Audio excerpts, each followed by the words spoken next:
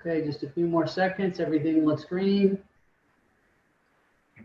And the meeting is yours, Mr. Dolan. Let me know if you need to Okay. speak.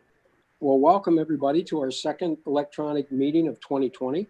It is July 6th, 7 o'clock, and I'd like to call this meeting to order. I'd like to start, please, with everyone rise for the Pledge of Allegiance.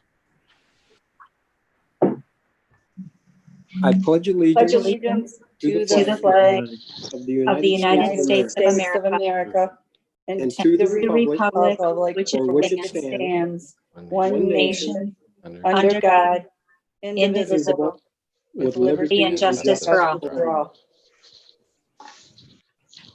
Okay, thank you very much. Kelly, could you please call roll? Lisa Blades. Here. Thank you. Patricia Carconi. Here. Michelle Cash. Here. John Dolan. Here. Christopher Enlow. Here. John Hicks. Here. Sean O'Neill. Here. Okay, thank you. Moving on to approval of the consent agenda. Has everyone had a chance to take a look through that? Yep, I'll make a motion to approve the consent agenda as submitted. I'll support. Okay, could you please call this by roll, Kelly? Lisa Blades. Yes. Patricia Carconi. Yes. Michelle Cash. Yes. John Dolan. Yes. Christopher Enlow. Yes. John Hicks. Yes. Sean O'Neill. Yes. Okay, great. Thank you. Moving on to the approval of the agenda. I do have one addition I'd like to add as J.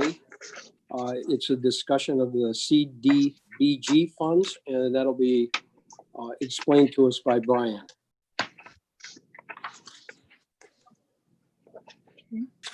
Other than that, I think we're in good shape. I'll make a motion to approve the agenda with the addition of item 10J, CDBG amendment to the allocation project year 2020. Support. John. Yes, John Hicks.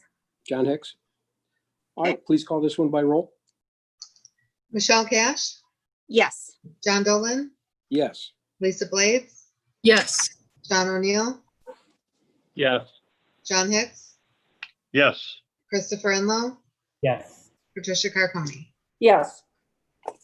Okay, thank you. We have an agenda. We're going to move on to announcements and communications. Anyone like to have anything or say anything tonight? Yeah, I do. The first batch of around 3,000 absentees went out on Friday a week ago. So if people are expecting an absentee ballot and have not received it, please maybe give it a day or two in the mail and then go ahead and give us an email or a call if you still have not received your absentee ballot. Thank you, Michelle. Mhm. Anyone else? Okay, here's we're going to move on to the call to the public. Ken, would you like to open up the microphones for call to the public? And this is to talk about things that are non-agenda related, please. Yes, so to any telephone callers that are on the line right now, please press *9 on your keypad to alert us that you would like to speak. And we will call on you as your hand is raised. I do see a hand raised. Again, when your line is unmuted, please state your name and address for the record. We'll start with caller, the last 4 digits, 0888. We'll unmute your line. Go ahead, caller. Yes, my name is Frank Socorafos, Sakorafos. Address is 24233 Terra Drive, South Lyon, Michigan, 48178. I am calling because I would like to make a public comment of the nuisance that we're dealing with at our home from the commercial kennel located in our backyard that started in 2014. Just put yourselves in our shoes. You bought a house. It was nice and peaceful. You enjoyed the property. You enjoyed the house. And one day your neighbor decides that he's going to get 50 dogs barking at the same time. It is a nuisance. We can't use our backyard. We can't use our house. You could sit in the house. We got new windows. You could hear the dogs barking through the windows. It is unbearable. And we are asking the township, the property was given a special land use that they're not allowed to have boarding. They are still working under the special land use. We are asking the township to do the right thing. We're not asking the township to break any laws, to do anything out of the ordinary. We're asking the township to please do the right thing. We want our peace back. We should have the right to have a peaceful home. And one other thing, we got a letter from the zoning officer stating that you guys met up with us. The township has never met with us. And I don't understand why you guys are saying that you guys met up with us. You've never had time to listen to us. So that's my public comment, and thank you. Thank you. And at this time, again, if there are any... Supervisor Dolan, Yes, I'd like to make a comment. please. With respect to the last caller, we have met with them in the past, and I have written them several letters.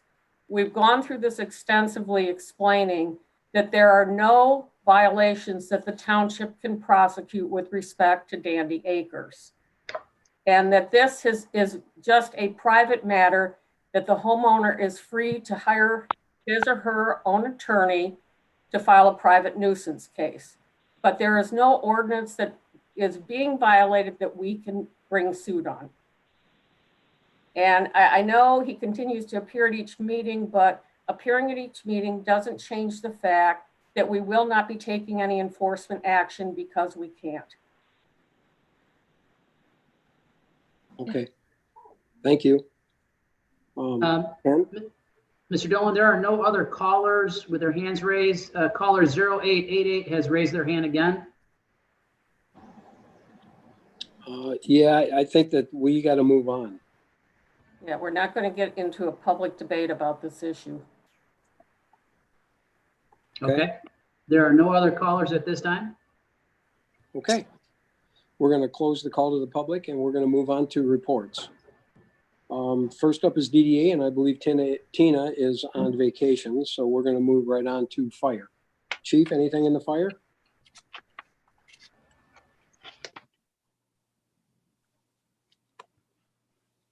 Chief, are you out there? I was waiting for Ken to take care of me there. Yeah, anyway, just a real brief report as far as yesterday we had a arson fire that resulted in a conviction. I'm not sure if Lieutenant Whitfield has anything to add to that. Also for the year, even with the COVID slowing us down quite a bit in a lot of fire departments, we're still up 20 calls over last year at this time. So we've had 740 calls compared to 720 this time last year. And then finally, I'm looking at nothing to approve tonight, but just establishing an eligibility list for the full-time firefighters, because last year we hired our first and we have one person remaining from that eligibility list. So I'd at least like to just in the next few weeks start working on putting a list together. So if we do have departures, that we are ready to fill those gaps. So we are still having issues, especially in the summertime with filling shifts. And I just want to be prepared going forward with a list of full-time applicants or an eligibility list. And unless there's any questions, that's all I have. Any questions for Chief? Nope. Okay, we're moving on to Lieutenant Whitfield. Anything for us, Lieutenant? Yeah, good evening, everyone. Just to follow up on what the chief said about the arrest for the arson, he is one of our regulars. And since I've been in Lyon Township, we've had some issues with him about maybe 50 or 60 calls for service to his house. But beyond that, we're going to let that investigation play out, and I can talk about it in specifics at a later time. But as far as regular township business, I did furnish a copy of the tri-annual report, and I hope everyone has had an opportunity to read over it, look over it. It was through the months of January through April of 2020. So if there are any questions, I'd be happy to answer those questions from any members of the board. Anyone have any questions? No real. Look good. Just noticing that there was definitely a seemed like a drop off once the COVID shutdown started. Yes, yeah. We changed our stance on enforcement. So when COVID took place, I mean, as a department, when the sheriff decided that it would be best to, concentrate all of our efforts on combating the virus and managing this pandemic. So we stopped house calls, we stopped the traffic, unless it was some sort of egregious offense kind of thing. But yeah, they did drop off dramatically. But other than that, I do want to remind the public that we are open for business in our lobby. And if they choose to come up to the substation, I'd like for them to just be mindful that they need to wear some sort of face covering, and they can come on in and have that face-to-face interaction with the deputy. And if that doesn't work for them, we still are managing any calls for service that can be handled over the phone that way or through email. So they can call us at our desk line of 248-437-5600. And again, that's manned by a desk deputy Monday through Friday, 8 to 4. And after those hours, we have a voicemail system where they can leave a message for any one of the deputies there. And also, if I've had a couple of people call me on my personal line after hours requesting calls for service. So I'd just like to remind the public, if they need a deputy and it's not an emergency, they can call our dispatch at 248-858-4911. Again, that's 248-858-4911. That way they can get a deputy to their residence if they have some issues like fireworks complaints or noise complaints or things of that nature. And as always, if you have an emergency, dial 911. And that's all I have. Any questions? Thank you, Lieutenant. Any questions for Lieutenant? Perfect. Thank you. Thank you very much. We're moving on to the Planning Commission. Patty, anything going on there? Yep, we had 2 electronic meetings in the month of June. The first one was Monday, June 8th, and it was quite a lengthy meeting. We had several public hearings. We had the DDT3 Lyon Township Special Land Use, which was recommended to the Township Board as long as it was contingent on the site plan approval. We also, in conjunction with that, had the DDT3 Lyon Township Phase 2 site plan, which was also approved contingent on the Township Board approving the special land use. We had Walbridge spec building. We had the same thing, public hearing, special land use, and the site plan, same together, both being approved along with the approvals from the Township Board. We had a discussion and a recommendation to the board on the signs, the zoning ordinance text amendment on the signs, which is on our board agenda tonight. And we also had a recommendation to the board with regards to the private roads. That was our June 8th meeting. We also had a electronic meeting on June 22nd. The only agenda item we had was the Township Hall remodeling in addition, and that was recommended for approval, and the Planning Commission gave it rave reviews. So that concludes my reports. Okay, Patty, thank you. Any questions for Patty? All right, moving on to the ZBA. Lisa, any meetings? There was not a meeting last month, and we will have a meeting this month, electronic. Oh, good. Nice. Okay, then we'll move on to the Park Advisory Board. I know Robert's hanging out there somewhere. Robert, anything going on there? Yep, sorry. Yeah, we had our virtual meeting last month as well. We have the survey coming up later on the agenda, so I'll talk about that then. The only other things, we made some updates to the website that we had found some omissions on, Kelly, and that really does it unless anybody has any questions. Okay. Any questions for Robert? All right. We're going to move on to the AOP discussion. Ed Kidston from AOP is going to update us on a lot of the things that are going on. And Ed, I'm going to turn it over to you. Thanks, John. Can you hear me all right? Hear you great. Okay, good. Chris is going to share the slides. I think you all have a copy of them anyway. However we want to work this. But before we get into the slides, I want to update you on a couple things. One is as you were aware, we were instructed by Eagle to do a softening pilot, which we performed about a month ago now. And we did that on the South Hill well site and have turned in all the results. They have been reviewing the pilot results, and we just received an email this morning. We inquired again this morning, and they responded back that we would have comments back from them Wednesday of this week. So we're hopeful that this week we're going to get comments back from them. Everything thus far from them has been very favorable, and the results turned out very favorable. We ended up being able to produce water that was only 8 grains hard, which if that can be maintained, and we believe it can in the full-scale plant, then Lyon Township will have the best quality water anywhere in the area.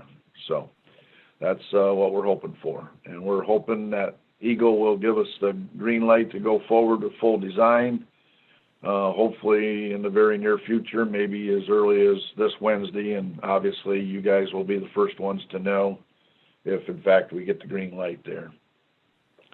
The second, any comments on softening? I have none. Okay. Second thing is that both plants are operating well, very well, turning out high quality water, and they're being pushed this time of year, as always is at Lyon Township. Towers are working in unison very well. We have a couple issues with the altitude valves that were installed prior to us getting involved with you. And we're working on balancing out the towers so that we don't overflow one tower, for instance, and the other tower still be calling for water. But we'll work through that item, and there's a couple other minor items that we're working through as well. But all in all, I'm very happy with the water production and the water quality that's being presented at this point in time. So the charts that I sent out, I know it's a lot of numbers, and we only really need to concentrate on a few numbers on each page, but I wanted to make you aware of where we are, and according to Leslie, where we're going and what we need to prepare for, okay? And so the very first page is just a snapshot of the last 12 months. These are all real numbers right off the chart, except for the month of July, which is highlighted in white. That 4.67 number is for July of last year, okay? And the 467,000 gallon numbers that go across from hours 3 a.m. through 11 a.m., or I'm sorry, 3 a.m. through 10 a.m., those are estimations, okay? And I don't want you to get all hung up that they're exactly 467,000 gallons per hour. They are not. Those are estimations that we have calculated out by looking at all of your meter readings, watching your graphs, doing calculations. And the bottom line is, Lyon Township, in the summertime, you use between 60 and 70% of your water between the hours of 3 a.m. and 11 a.m. After that, it starts to to lessen quite dramatically. You know, I don't think you use any water at 2 o'clock in the afternoon, believe it or not, but, you know, that's the way it goes, okay? And so in preparing for the growth of the township, that peak hour is what's got me concerned and why we need to make a decision on what we do next here. As you remember, we still have a 1 million gallon additional tower in the contract. And if it's your choice to go that way, then, you know, we need to really start looking for a site really quickly.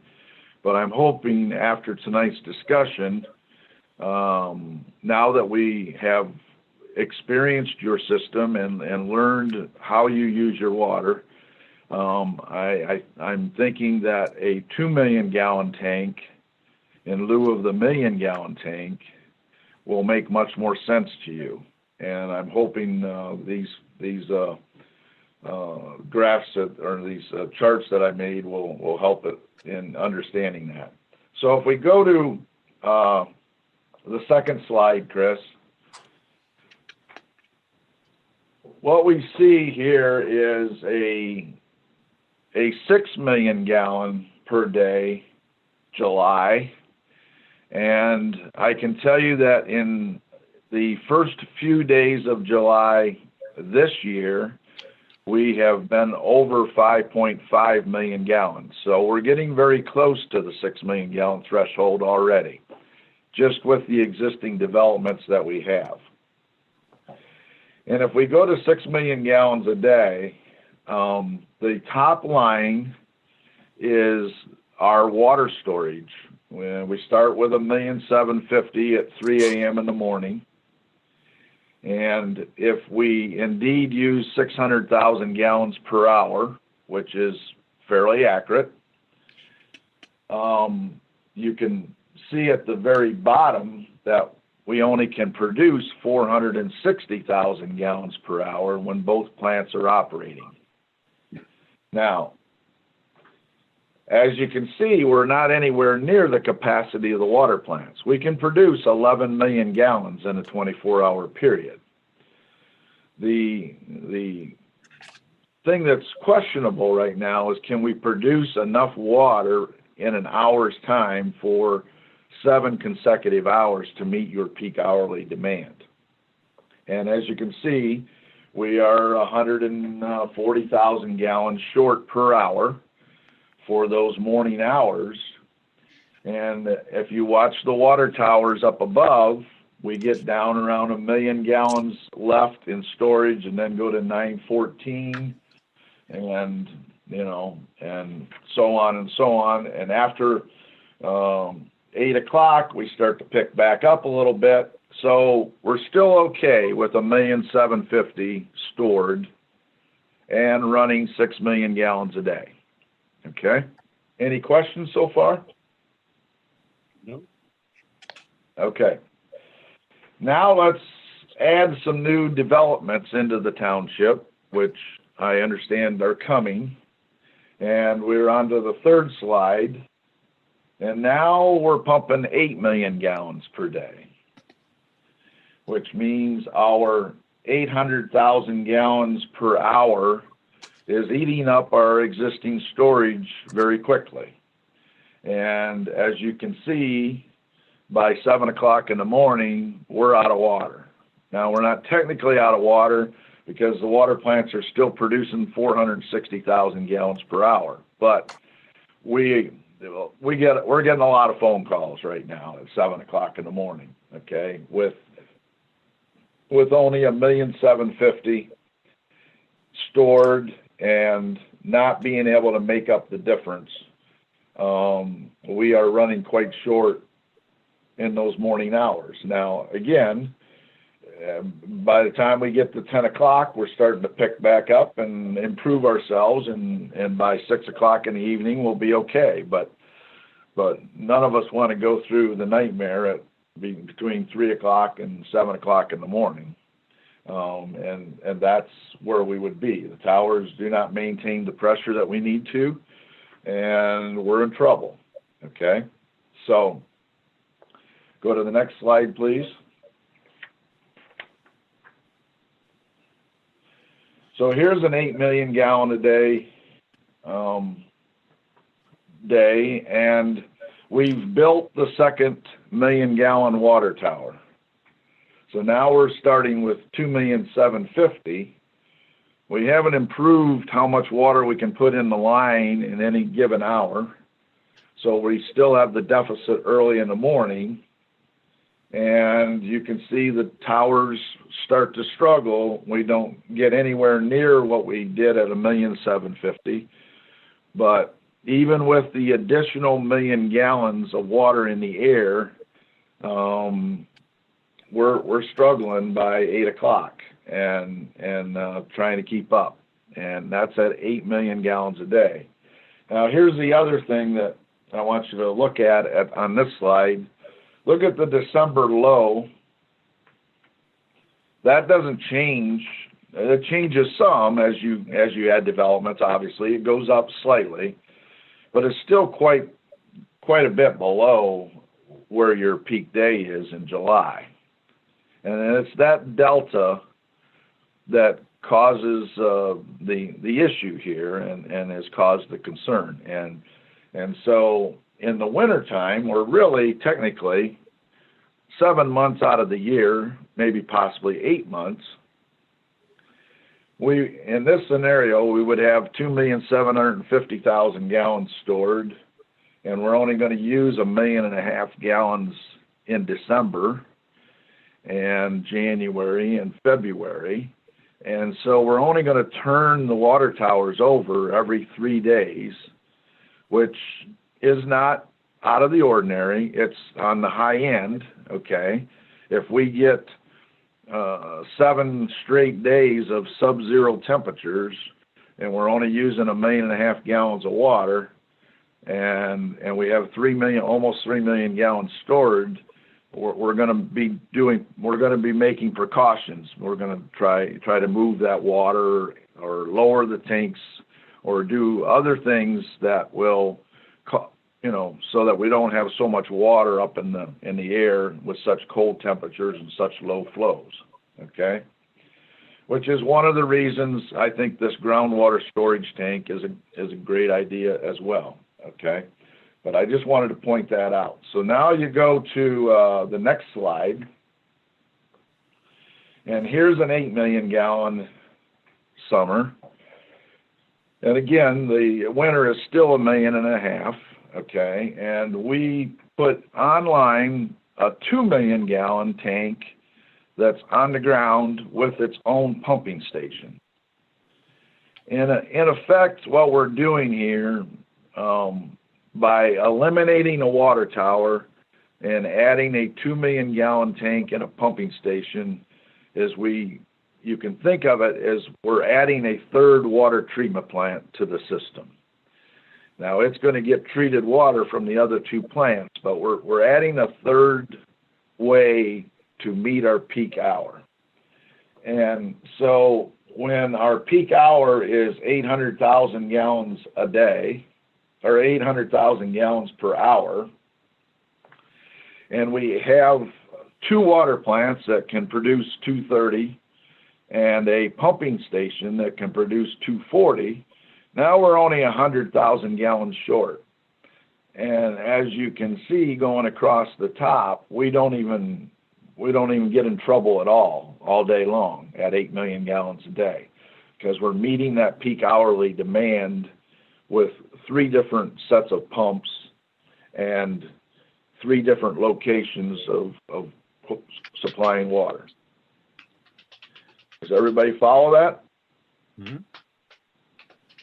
Okay.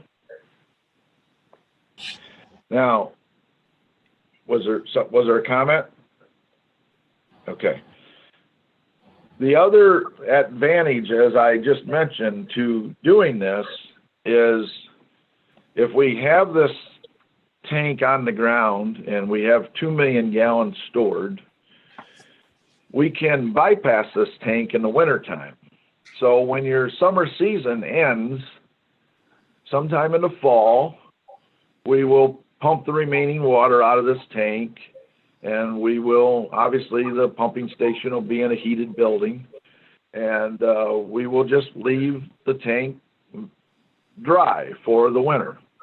And now we are back to our 1,750,000 water towers, and we're using 1.5 million gallons of water a day in the wintertime. Very nice turnover, no worries, no concerns. We've got plenty of water. We don't have any freezing issues, nothing. So it works well by removing that 2 million gallons off the system. Now, if the township change, we're extrapolating. This is the other thing we have to keep in mind. We're extrapolating these numbers out as if the developments you are going to get in the future are going to act just like the developments you currently have. And that's a pretty safe bet, okay? If your township was going to change dramatically and you were going to bring in, a large industrial user or something that would drive up those winter numbers, then obviously that changes the scenario. But it doesn't really change the goal here. And the goal is to meet your peak demand in the summer, keep limited storage in the winter, and if that example that I just used happens, and let's say you all of a sudden jump to 3 million gallons a day in the wintertime, then we just leave the 2 million gallon tank online during the winter as well, and we use it the same way we are using it in the summertime. Follow me? Okay? But we'll have that option, and that's another key benefit to this scenario. So the next slide is a picture of, where the 9 Mile Tower is. This one would set right beside it and obviously be a lot bigger in width, but shorter in height because it's on the ground. And that will store 2 million gallons of water, and you've got your 1 million gallons in your 9 Mile tank. And so you basically have 3 million gallons during the summertime sitting on that corner ready to serve the public. The next slide is just an aerial plan view of that site. Doesn't necessarily have to set that way. I like the way we have it, but if there's an objection, we can move that tank around. The two tanks don't interconnect to each other technically, so we can move them around on the site however you want to do it. But I thought it looked well there. The little box on the front is your water station that the public uses, and the large diameter one to the north of that is the 2 million gallon tank, and the one inside the fence is your water tower. Thank you, Chris. I might hire you. Yeah, that's a good job.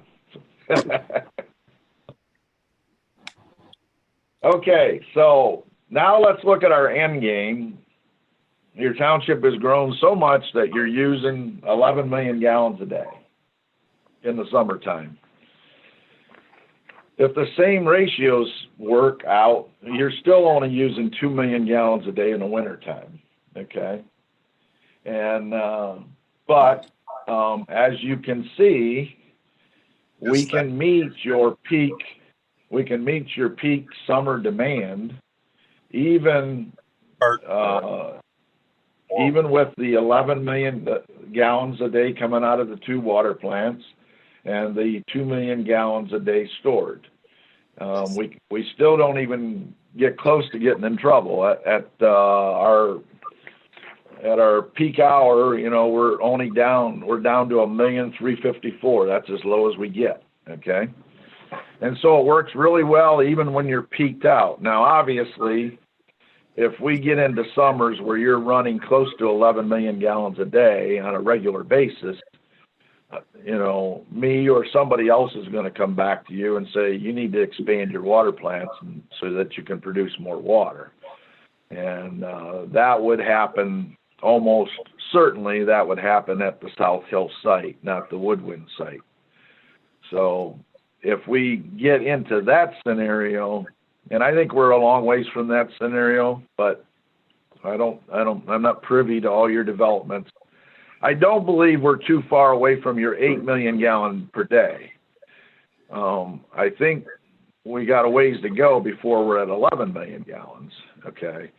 But the 8 million gallon a day horizon is not too far away, I don't believe. So that's the way I see it right now, and I'm open for questions.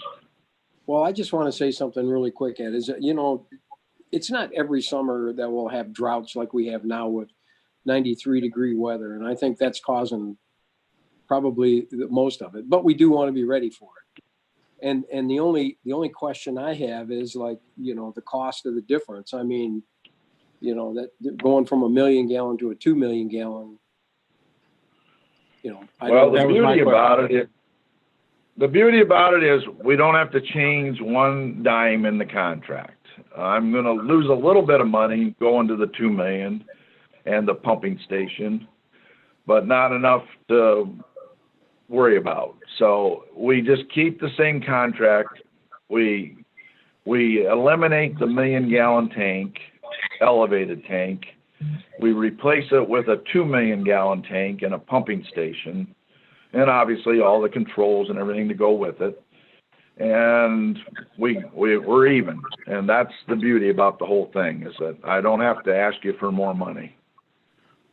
Well, that is kind of beautiful.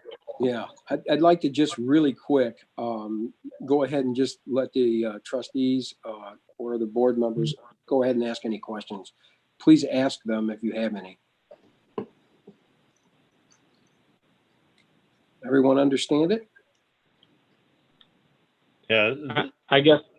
Oh, go ahead, John. Sorry. No, go ahead. Go ahead. This is John. Oh, go ahead. I just am curious on that ground tank. If you had to exceed the 2 million, it would seem like that might be expandable upward. That's a true statement, John. We could expand it up. I think I wouldn't want to confirm this, but we may be able to expand that up to 4 million gallons a day if we wanted to. Okay. Or 4 million gallons of storage if we wanted to. I want to double check that, and that may add some cost because of the footer and the floor that we have to put in it that I can't absorb, but that's certainly an option. I mean, if it's a very little money, then let's do it, okay? But that's a good point. We could add on to that tank and raise that roof, and now we got 4 million gallons of storage. Very good. Ed, this is Sean.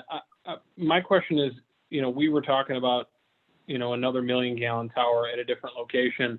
Would there be a good reason to not have this much storage on one site? I mean, I'm thinking about maintenance or breaks in the future, and it cuts off the rest of the system potentially from basically all of our storage.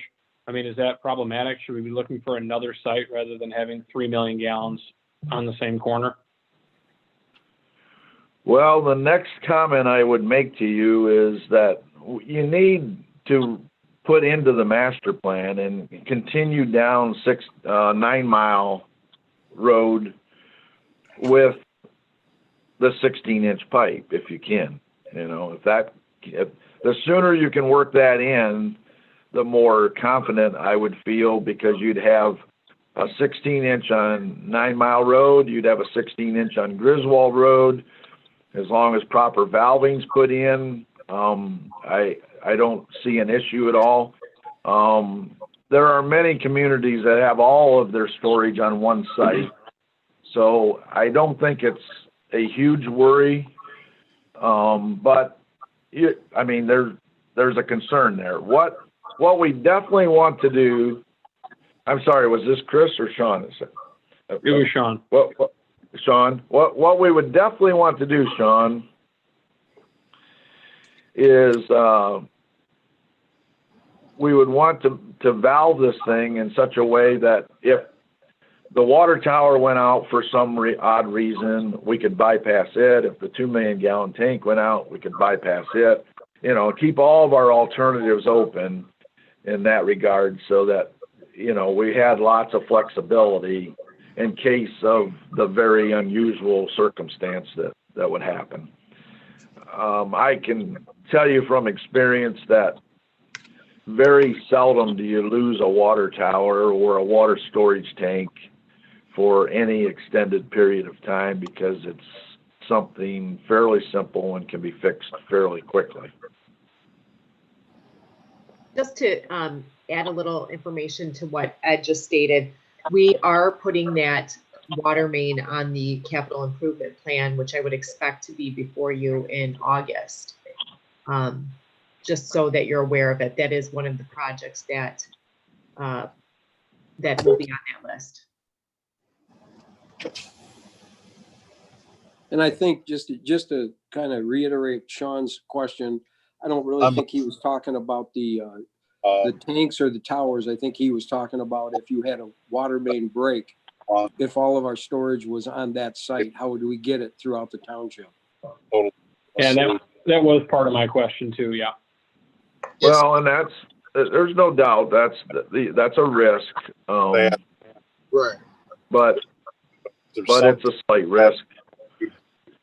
Right. We need Finding the 2 million gallon tank is not something you're gonna put just anywhere you want. I mean, it takes up a fairly good area, number one, and number two, it's not going to do any good to put a 2 million gallon tank if we don't have a large water line in front of it, because we've got to be able to get the volume of water to the people. So it kind of limits where we would do it. So, I mean, obviously we're just talking about all this tonight, you know, for the very first time. And it doesn't seem like we're in any kind of a rush. I mean, we're talking about, you know, a 50% increase in our peak demand causes an issue where we're in the red. So I feel like we're a ways off from that. I'm not saying we don't need to do something, whether it's the 1 million gallon tower, the 2 million gallon tank, but I mean, I can tell you I'm not ready to decide this tonight. I think it's just more of a discussion. Is that what you're after? Yes, it's a discussion. Just to let you know. Okay. This is kind of the avenue we're going. I mean, there was no discussion. There was no motion being made tonight on this. Well, and I'll tell you this, from the very beginning, when we started talking a couple of years ago, we've really tried to focus our discussions on being as flexible going forward with the system, with the design of the system, with all the redundancies in place, because this is such critical infrastructure. So I appreciate having these kinds of conversations before, you know, Ed, we had a plan in place, a program in place that we were all supportive of. And rather than just moving in that direction and not looking back, I appreciate this kind of break, you know, in the process to kind of analyze and have further discussions to, you know, maybe end up with, you know, a better long-term solution if that's the way we decide to go. So I, you know, while I know we're not deciding tonight, I appreciate being able to have this conversation tonight. I do too. I think this has worked out really well, that we got a summer under our belt now, can see how the system reacts, see how the water plants react. And now that we are smarter, we can make better decisions. And I think that's probably the easiest way to put it. Experience always teaches you what to do and what not to do. And I think, now I will say this, if I don't, and I'm not privy to the developments that have already been approved, but, and I appreciate not making a decision today because you've just been hit with this, but I don't believe we should put off for very long our decision on more storage, okay? Because I think we need to push that forward. We've pushed the envelope, even with another 1 million gallons of water, which we had this summer that we didn't have last summer. We've pushed the envelope pretty good. Them water plants have run pretty full bore, okay? And I just don't want to get in a position next summer with our pants down, you know what I mean? So I appreciate you can't make a decision looking at graphs for the first time, but I would like to not forget about this discussion, and let's try to figure out how we want to go forward, okay? No, I agree with that. And the biggest key is not that the plants are letting us down. There's just so much water usage in them morning hours that it's everything they can do. You know, once that the water in the towers go down, I mean, it's hard keeping up with it, but they're doing it, and they're doing an excellent job, and we're actually doing very well, actually. John All right, Dolan, I don't know. Go ahead. I have a question. I just am curious, are we selling much water for pools, et cetera, out of the tank? Not as much yet as we wanted to. We had a couple glitches that we had fixed. So Okay. it's another one that we're still working on, that whole kiosk. But it's coming around, and we're getting customers now, and it's a good thing. Okay, thanks. Anyone else have any questions for Ed? Ed, this is Chris. No, I appreciate you bringing this up with your update, your monthly update, and I guess it's a good start to a good introduction to this to get us thinking about it. So I guess we probably end up looking at this as a formal agenda item probably in the next couple of months. You think is that, I mean, I guess the timing on this, my question is what would be the recommendation of timing on making a decision? Because obviously there's going to be time to make the decision and then to actually build it and get it up and running and throughout the EGO permitting.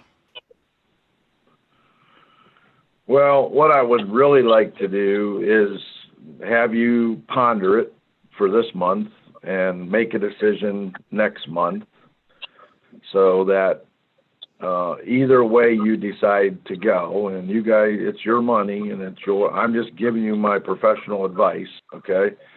I'll do anything you want me to do.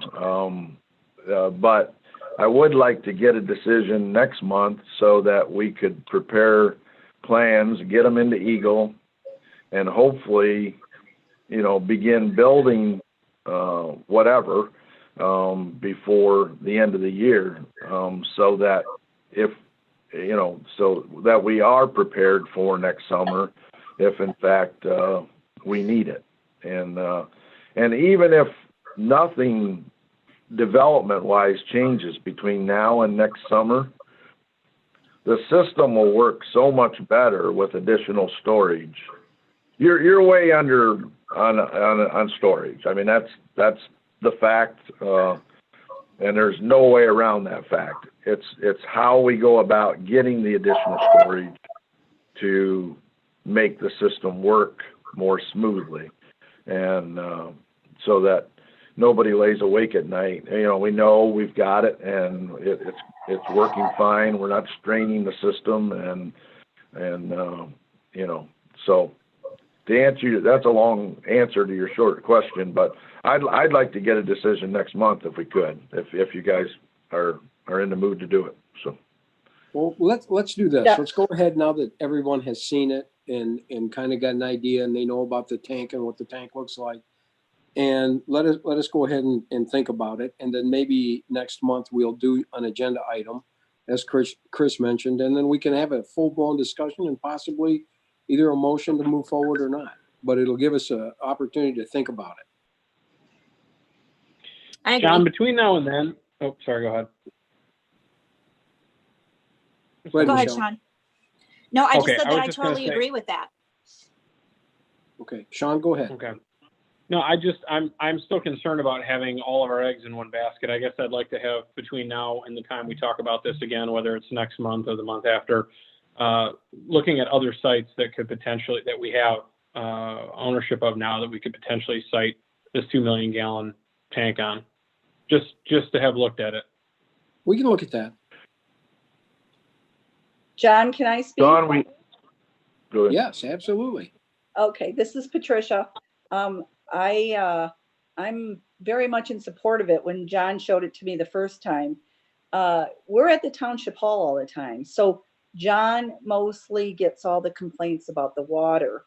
So if this just ensures that we're taking care of the public, and remember, it comes out of the Water Enterprise Fund, which they all belong to, which Sean, you do. And I think John Dolan does also. Like, you're part of that. You two have Township Water, John for his business, and Sean at your home.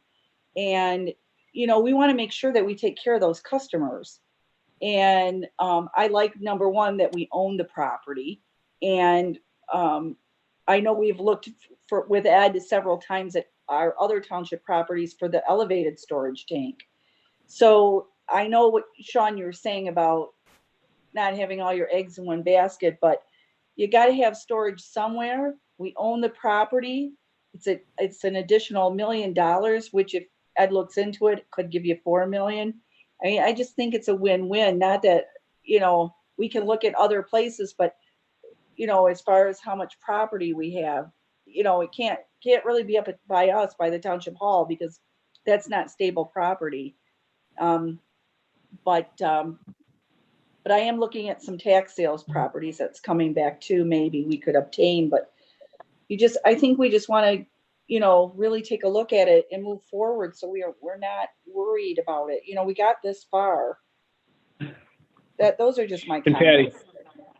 Patty, you made mention, I think you misspoke. You said an additional $1 million. You're saying an additional million gallons. No, because million gallons. I'm sorry. If I said dollars, just, I misspoke. Yeah, it's million gallons. No, yes. just because this would be an extra 1 million gallons for the same cost, and I don't disagree. I mean, it could be very beneficial, but storage, not dollars. Yeah, no. And with not changing the contract, I mean, it seems reasonable to me. I'm just saying, I'd rather move. It's got to be permitted. It's got to go through all those steps, and it takes a while. So I'm just saying it's harder on the people that are at the hall for this kind of stuff. I mean, I know everybody wants to take their time and, you know, investigate it and prove it, but we have looked at lots of sites with Ed for the elevated tanks, believe me. And Ed, you can say that we have, because we have. And we have John, and I mean, you know, John gets an idea. What about this property? And Ed goes and scopes it out. And I get an idea. Leslie's gotten an idea. Michelle's got. I mean, we are constantly having Ed go all over the place, and he was searching for another area, but we already have this, and it's already kind of a municipal spot. It sort of makes sense to me. So that's all. Those are just my comments. We've been, John, is it okay if I chime in? Sure. You know, we've been vetting different sites too at the water committee level, and we've been meeting really almost every 2 weeks right now, because this is an issue that, you know, we're getting towards the end of summer. It takes a while to permit, and I would definitely recommend a decision be made next month. And I mean, I can work with Ed to bring a list of pros and cons of the sites, because we've talked about all of them. So. But I would recommend the board take action next month. But I do think this is a good thing that it's come as a discussion, and let everyone look at it. And it's the first time, you know, we're being there day to day. We get to see these things, and they don't. So this is a good time for them to kind of look through it and make sure they're comfortable with it. And I really totally agree with, you know, bringing it on as a agenda item next month and talk about it then. When John, again, this is Patricia, we could have a workshop if the 4 trustees would like that, if that would help. That would be nice too. I mean, just to kind of get an idea. I'm just suggesting, I mean, I think it's that important if, I mean, I don't know how they want to go over and cover it more, but we could have a workshop if you want. That's totally up to the trustee. If we Yeah, if we did it in mid-August, I would be up for that. Well, that's past our board meeting. Well, August 6th is our board meeting. I'm saying if we did it after the regular board meeting, that would probably be better. well, let's kind of ponder about it. We can get in touch, and if we want to do that, which it sounds like that could be a good idea. Or we could You have know, a special board meeting too. Yeah, we could do that. Well, let's go ahead and we'll put this thing down. I think everybody totally understands it, and you know, we will put it on possibly for an agenda item next month and see where it goes. Maybe if Leslie and Ed can bring some pros and cons to that property, like Leslie had mentioned, that might be a good thing too. Does everyone agree with that? Yeah. Yep. Okay. Thank you, Ed. I think you did a John, great job on the presentation. John, Go ahead. could I have one more comment? We installed today, Leslie and a couple others have been telling me about concerns in the southeast quadrant, east of Tanglewood. I can't think of the street now, but Leslie, what street is it on? In Kirkway. Churchill Court. Yeah, Kirkway. What was the court? I think it was Churchill Court. Churchill Court, correct. So what we did today is we went out, we built a little solar operated transducer station. Looks like a little spaceship like on a kid's wagon, but we placed it over there so that we could watch that water line for the next week or so. And the reason I put it on a wagon, because we may want to take it to a couple other spots, but that area of the township is the lowest pressure you have, but it was reading 55 pounds today. So that's pretty good. Okay. I want to see it at 6 o'clock tomorrow morning as well, but just to advise you, if you get a call from a resident that he's got a little wagon sitting in his front yard, we talked to him, by the way. He was fine with it and actually was tickled that we were going to take the readings on it. But just wanted to let you know that we're working with you every way we can to try to make your whole system, you know, as good as possible. So we took that wagon and made that installation today. If Leslie or whoever comes up with a couple other sites, we can move it around after about a week. And you know, it gives us real-time data that we can play with rather than trying to model this, that, and everything else. Because I've never trusted models ever. I guess show me. I'm from Missouri. I guess I'm not, but you know, I want to see it in real proof. So that's what we did today. Okay. Yeah, sounds good, Ed. And I wanted to say that that pressure transducer is already putting real time numbers to the SCADA. So that's really nice that you can do that so quickly. Yeah. Yeah, okay. It works out nice. Okay, thanks, guys and gals. Well, thank you, Ed. I know that was a little lengthy, but this is pretty important stuff, everyone. So I'm sorry we took that much time, but it was kind of important. All right, let's move on to unfinished business. And in unfinished business, we have two second readings of amendments to ordinances. The first one is the New Hudson lot width lot coverage regulation, AP 19-7. And I don't know if anything's changed. I think it's the same. Brian, has it been the same? Yes, we have no changes to this or the next item. I will move I was going to move the adoption of AP 19-27. I'll support. Okay, who supported that? Michelle? Yep, Michelle Cash, Okay. sorry. Kelly, could you call this by roll, please? Sure. Lisa Blades, Yes. Sean O'Neill, Yes. John Hicks, Yes. Patricia Carconi, Yes. Christopher Enlow, Yes. Michelle Cash, Yes. John Dolan. Yes. Okay, thank you. Moving on to the second adoption of the second reading, amending the solar energy systems text amendment, 19-43. I will Same move thing. the I think adoption it's of the third. Go ahead. I will Sean. move the adoption of AP 19-43. I'll support second. Patricia. Lisa, Okay, please call this one by roll, Kelly. Christopher Enlow, Yes. John Dolan, Yes. Sean O'Neill, Yes. John Hicks, Yes.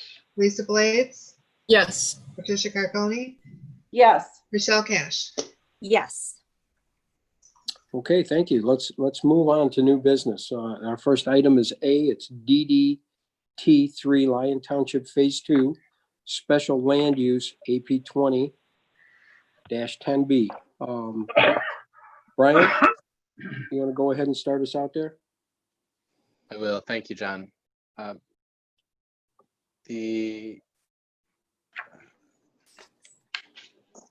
first of your special land uses on the agenda tonight is the second phase of what's better known as the Amazon project that is going on in Unit 5 of the Quadrants Industrial.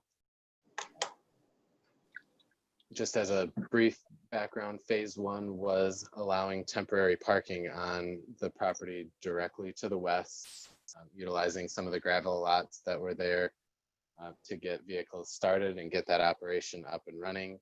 And if you recall, all of the transport vans, which were parked to the west, would utilize the existing driveway, head out to Grand River, head east, come down Automation Boulevard and into the site to pick up packages and then back out to Grand River. So that went through special land use and site plan review several months ago.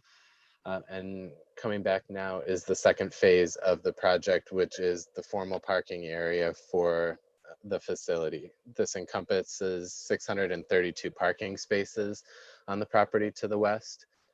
We're also including, the applicant is also including access easements out to Grand River through the property to the north, some land divisions and lot reconfigurations that need to be undertaken to accomplish this. But ultimately, as a phase 2, what you're considering tonight is the impact of the parking lot on the lot that's shown on your screen, consisting of the orange, pink, and blue areas. Currently today, these are a large wood lot, and you see a water body, and it has been clarified through Eagle that this is not a regulated wetland of any sort. This is actually the result of some test digging, I will say decades ago. It has been on aerials for quite some time, but it is not part of any formal wetland system.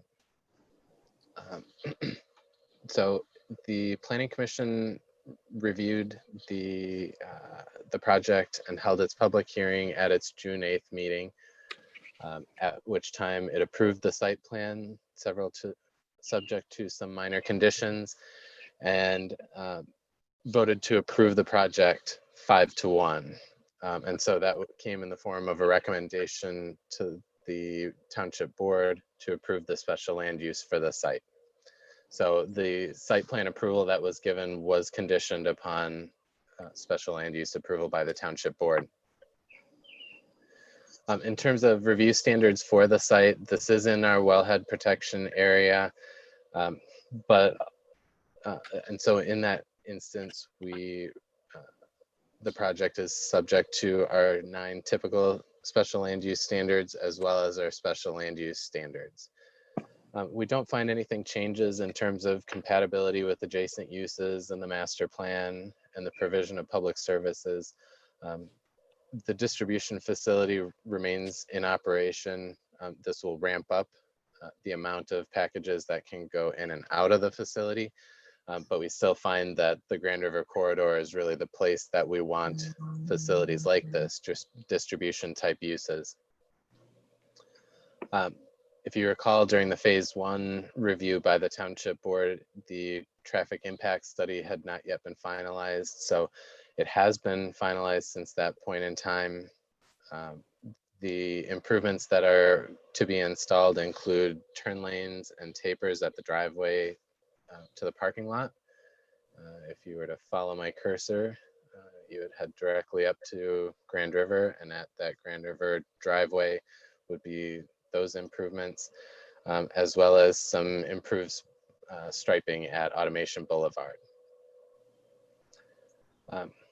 One thing that is being requested that's not necessarily clear on the plans, and I'm sure Mr. Vandermeulen will describe this, is the applicant's hope that the Township Board will allow during construction for delivery vans to go directly from their temporary location into the queue on the west side of the building, rather than going out to Grand River, over to Automation Boulevard and back in.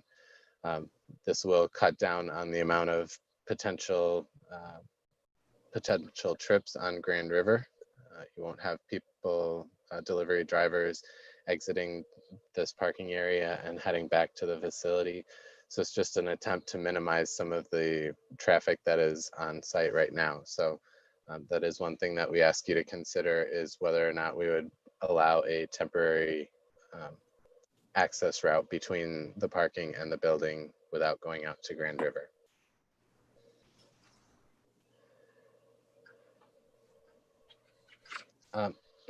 Moving on to the Wellhead Protection Overlay District standards, we find there's really no regulated substances that are an issue with this use. The material safety data sheets have been provided to the fire department, and we don't expect that the substances on the site will change in any meaningful way. What we really find that the Township Board should consider are several conditions for wellhead protection activities. And there are 2 standards that a project must meet. The first being that in no way during construction or thereafter shall a project adversely affect the quality or quantity of water that is available in the Wellhead Protection Overlay District. And number 2 is the project shall be designed to avoid substantial disturbances of the soils, topography, drainage, vegetation, and water-related natural characteristics of the site to be developed.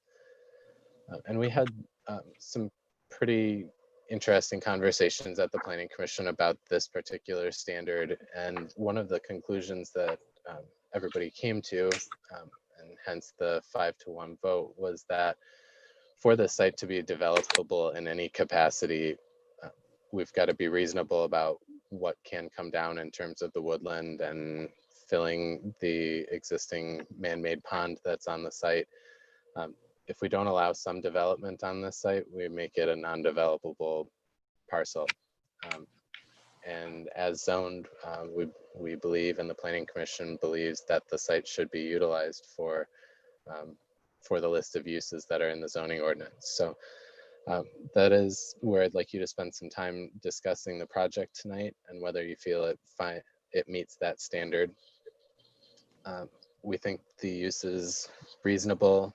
The lot coverage standards of the district are achieved with this plan. So it's in line with the project density that we would expect to see on an industrial piece of property in Lyon Township.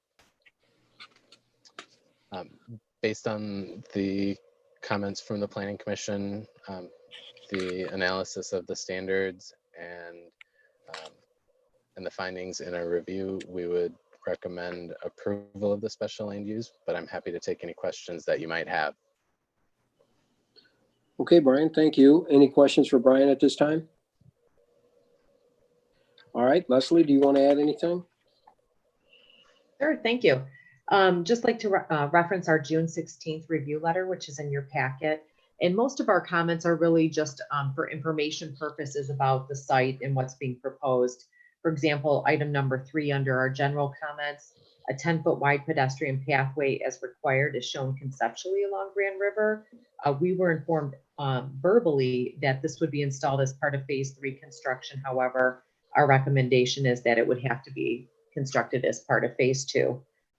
Additionally, the Township Fire Marshal has informed us that hydrants will not be required in the west parking lot. It's just for your information. A stormwater maintenance agreement as well as easements into the site will be required, and those are actually being drafted now currently. And some road improvements that will be proposed.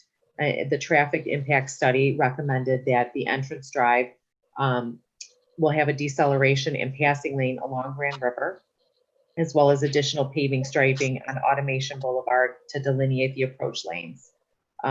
The applicant is also proposing to signalize the intersection of Grand River and Automation Boulevard, and this is currently under review at the Road Commission.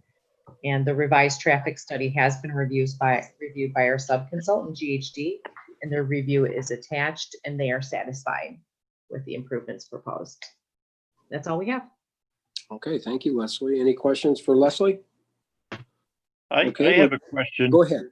Go ahead, John. John Hicks. What they talked about the temporary road between the two sites, from the parking lot to the western or eastern site.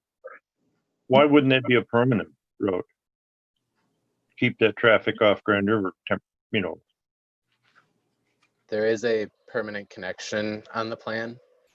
If you look and follow my cursor here, delivery vans would come out of the parking lot, headed eastbound, and get in line at the queue here. So it is a permanent situation, but what we're really, or what the applicant is asking for is to allow this circulation pattern to stay on the site during construction of the large parking lot, rather than during the couple months of construction, having them head up and around. Yes. Okay, thank you. Any other questions for Leslie or Brian before we open it up to the applicant? Okay, is the applicant here and would like to give us a brief presentation? I'd like to keep them as brief as possible, but is the applicant here? Yeah, this is Lee Vandermeulen. I'm with Progressive, and I'd like to just share my screen and walk through the PowerPoint. I'll keep it fairly brief, and then we can have some discussions once I get through it. Thank you.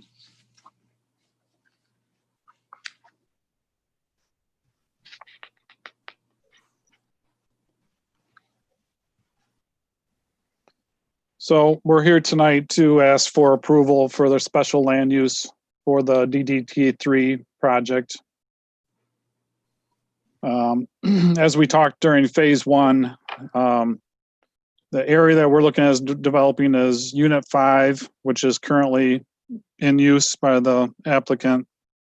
And then we're also looking for the permanent parking within a parcel to the west for the van parking and associate parking. As you can see, the wellhead protection line is this blue line that comes through. It kind of cuts through half of Unit 5, and all the parking would be within the wellhead protection overlay. This is the site plan that Brian was talking to, and this would be for phase 2 of the development. So industrial activity statement is similar to what you saw in phase 1. And there's really no changes from what we were proposing phase 1 to phase 2. I'll just walk through the site plan that we presented at the Plan Commission, just so everybody's aware of what we're proposing to do. So this is current phase 1, which is under use at this moment. Basically, the van parking is over on the existing paved area to the west. And as Brian mentioned, right now the vans are coming in and parking here, and then as they want to access the Unit 5 building, they come back out to Grand River and then back down Automation.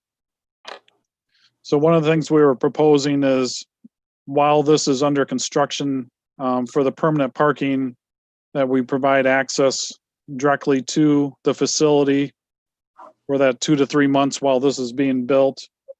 And that would help alleviate additional traffic on Grand River. So phase 2, we're basically adding some parking along Automation Boulevard. Truck traffic comes down Automation, comes back, and the loading docks are back in this area here. Primary associate parking is in this orange area here. They would be accessing the site from this private drive on the west side. And basically this whole area back here is for the van parking. The drivers originally come in and park here, get into their van, and then come back out and then get into a queue.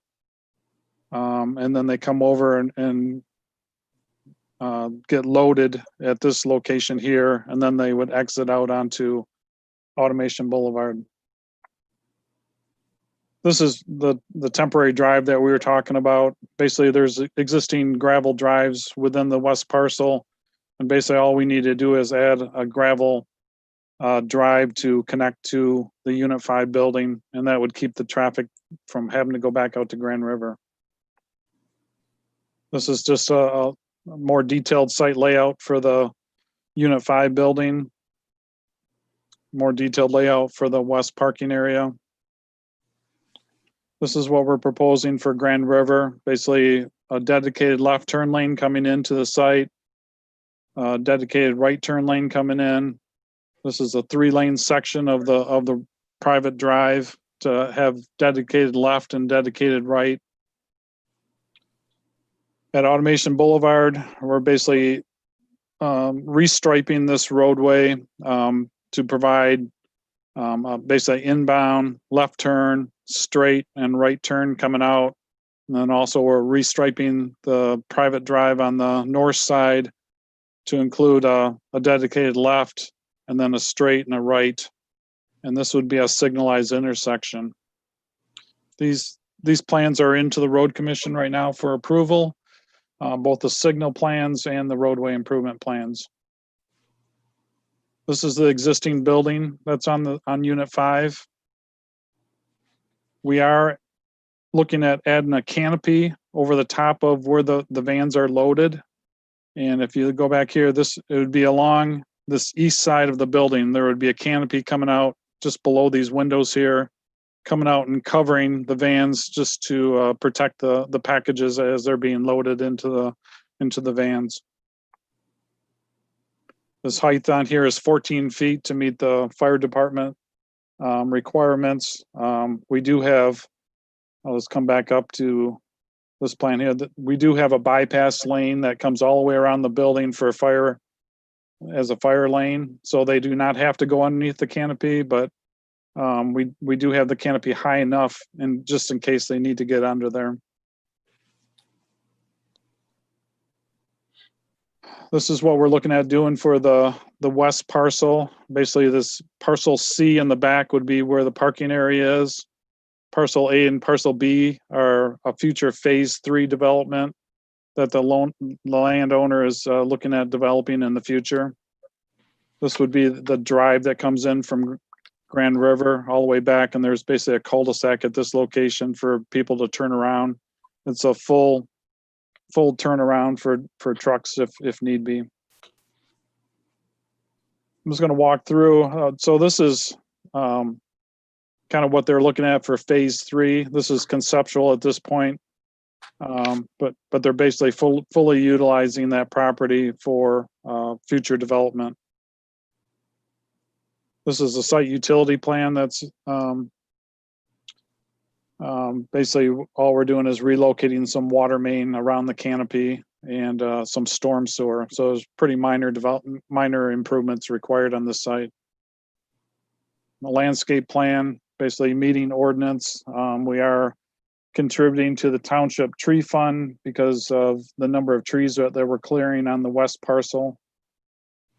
But you can see we're basically trying to put as many trees within the parcel as possible and still maintain the green area as required. This is a stormwater detention basin with a large siltation basin to help filter out pollutants before they get into the stream.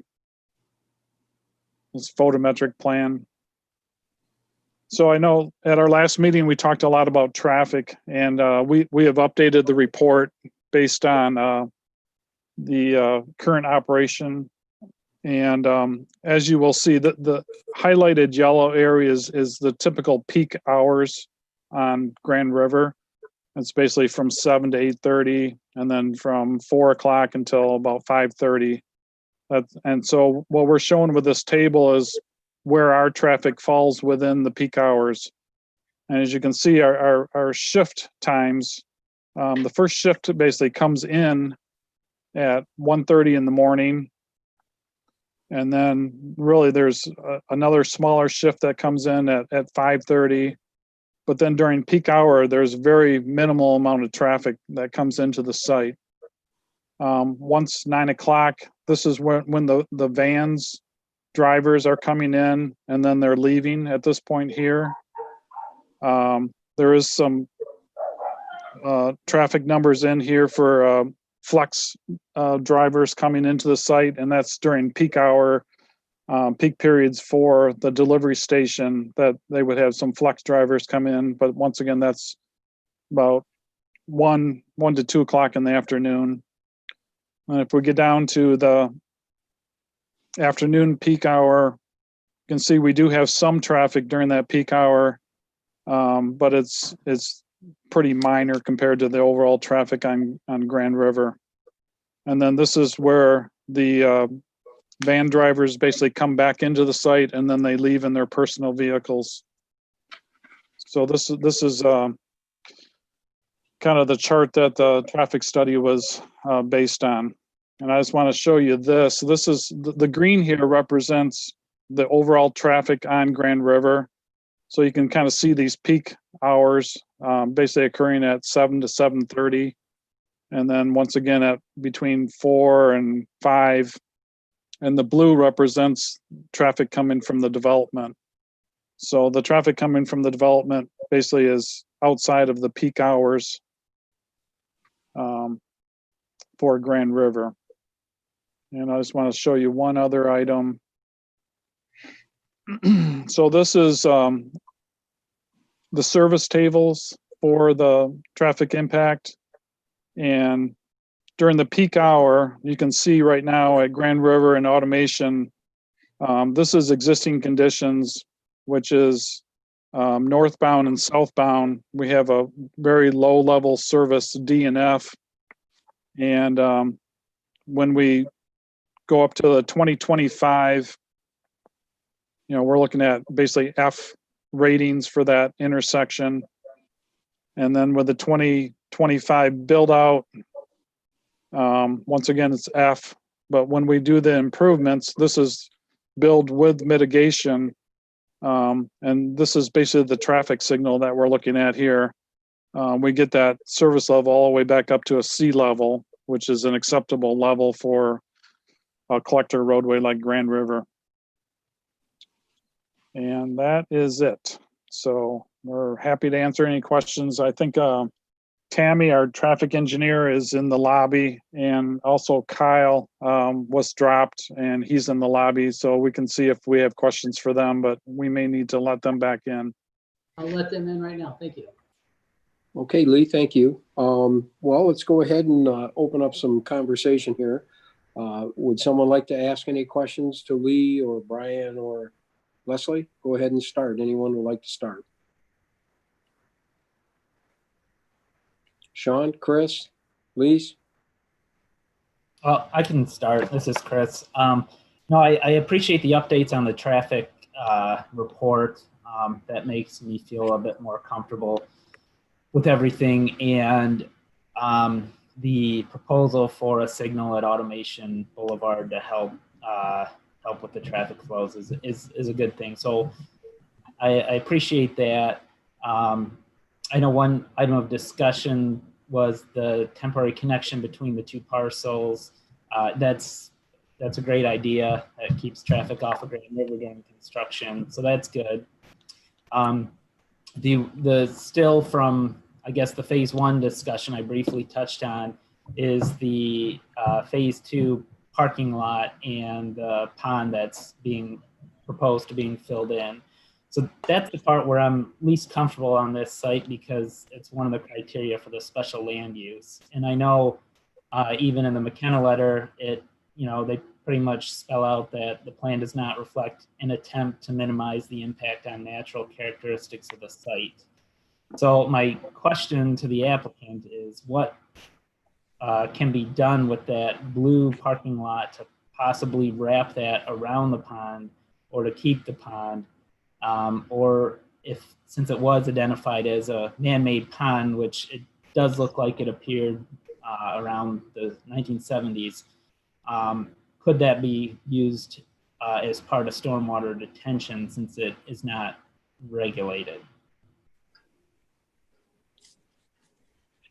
Yeah, so basically we've been in discussions with Eagle when we've submitted our wetland permit to them.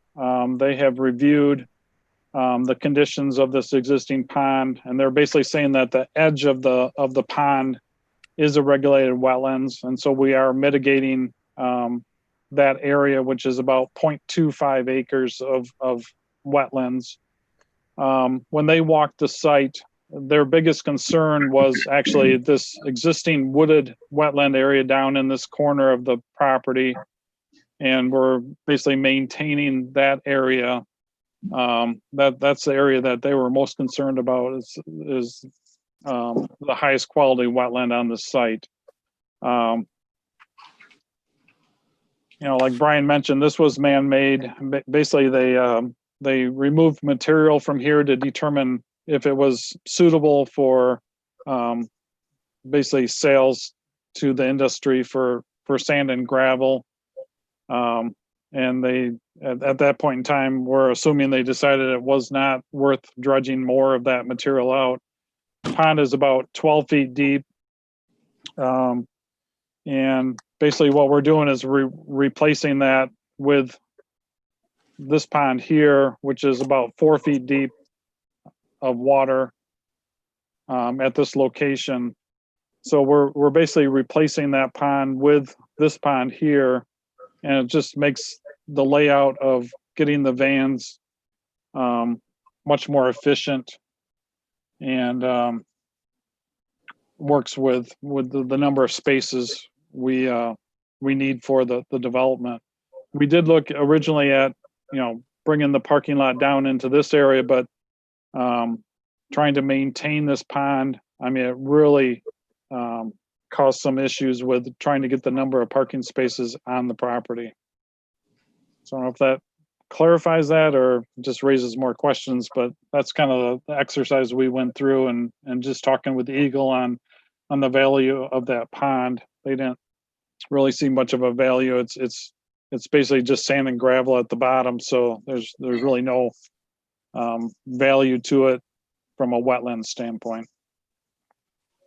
And I can understand what you're saying. I guess we don't have any correspondences from Eagle, so I know you guys are working with them, but there's nothing on it in front of us at this point. But I guess I'm disappointed because I was hoping that you'd be able to wrap around the pond because, yeah, creating a new pond without, you're still disrupting an existing pond, which may or may not have any type of, aquatic life, or like you said, there's some wetlands around the fringes. That's what's so unsettling because it is one of the 9 criteria that have to be met. And, the McKenna letter, pretty much says that there was no attempt at meeting it. So that's what I'm struggling with this concept that's in front of us. If there's other things that you might be able to do, I know you mentioned you've donated money to the tree fund, just because of the parcel can't hit as many of those trees, but if there's other opportunities to mitigate that wetland within the township or within some of our park properties, that would help. Okay. Chris, is that it for you? Sean, you got anything to add? I don't really have much to add. I kind of echo some of that. I know we talked when they were first before us a while ago about some of the concerns with, and I know it was kind of touched on earlier, but I mean, this is a regulated wetland. And just to be clear, Lee, what is your mitigation plan? I mean, you're saying that they're going to let you just replace that pond with the pond that you show here, and that's good. I mean, is there mitigation? What's your mitigation plan beyond that? We are buying credits from a off-site mitigation bank. It's not located in the township, but we're purchasing basically a half acre of mitigation that's been established at another location, and which would satisfy the Eagle requirements. Have you looked at trying to offset this in the township, in this same watershed? I don't think there's any existing banks within the township proper at this point in time. So that would be an issue, just trying to establish that to get those credits from Eagle to establish that in a time period that we would need to move forward with this project.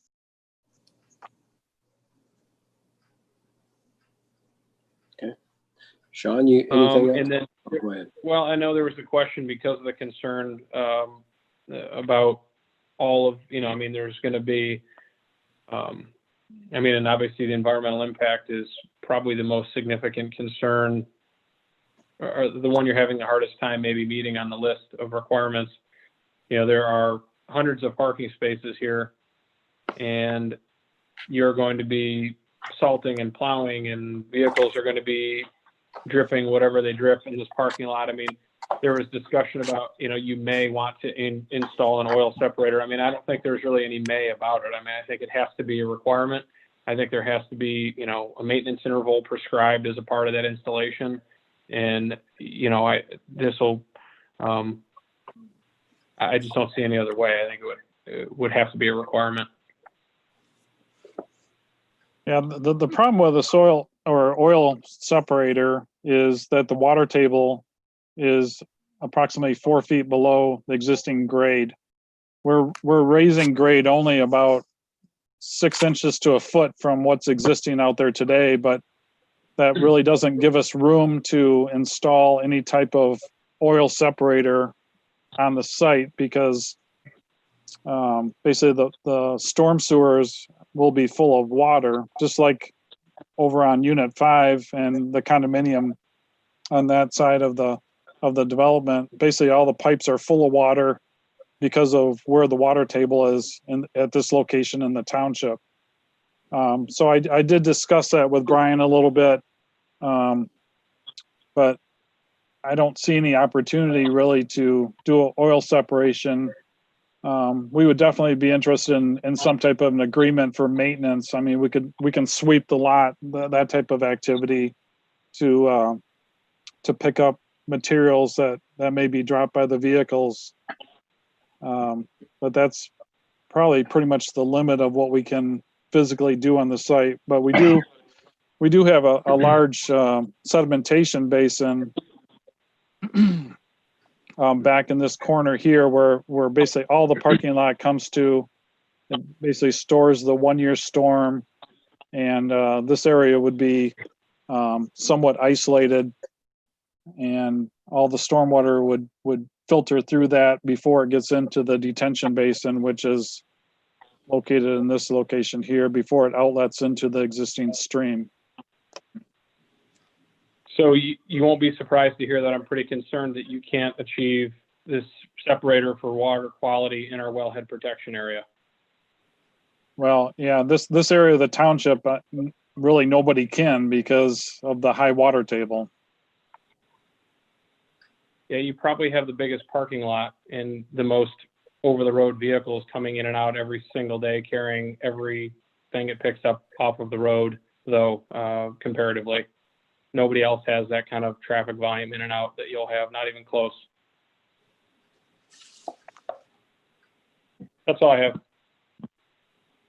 All right, moving on. Lisa, you have anything you want to add? Yes. I too am having some difficulty getting past item 9 of the McKenna letter, the compatibility with the natural environment and statement or in the letter on page 3, where it says, based on these observations, the plan does not reflect an attempt to minimize impact on the natural characteristics of the site. And I'm also pretty concerned with item 4. I'm sorry, page 4, item 5B, and the item in the letter where it says the proposed parking lot will substantially change the wooded character of the property.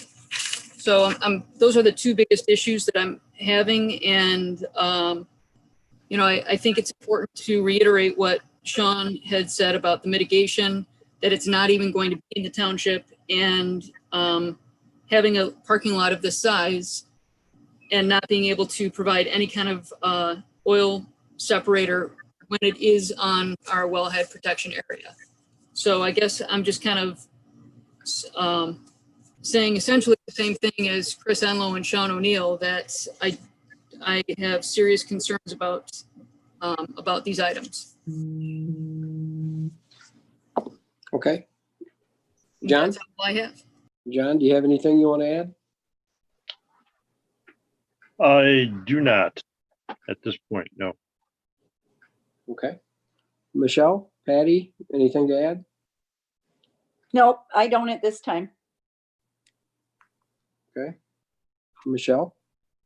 I'm all good. Okay. Well, I guess we're to a place where you have a few of us that believe that the waters, the wetlands is a problem. And I also believe it is, but I also think that Eagle oversees that. I do believe that if mitigation was possible in Lyon Township, I think that they would do that. I think that that's something that they would do. Am I right, Lee? I mean, if there was mitigation available in Lyon Township, would you not do that? Oh, yeah, definitely. I mean, the closer to the site, we always look at the closest location because that's basically a requirement of Eagle to, and it is in the same watershed, but the watershed in Southeast Michigan is fairly large. So there's opportunity to mitigate in other locations fairly easily. But yeah, we always look at the closest site available. Okay. Well, my problem, I guess my problem is putting stipulations onto someone that can't possibly happen. And like the oil separator, we'd all love to see that, but it doesn't seem like there's any possible way to do that because of the water table. So, I mean, it comes down to a situation is it a good fit for that area or not? Believe me, I don't like taking away a small pond like that. But I believe if you're doing it within Eagle's stipulations, I mean, they do oversee that and they are in control of that. And that's kind of where I'm at. So all that being said, would somebody like to try to make a motion?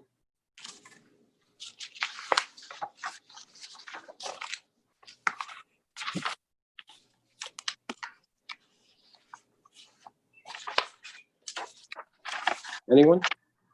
Yep, I'll make a motion. Patricia. I'll make a motion to approve the DDT3 Phase 2 Special Land Use.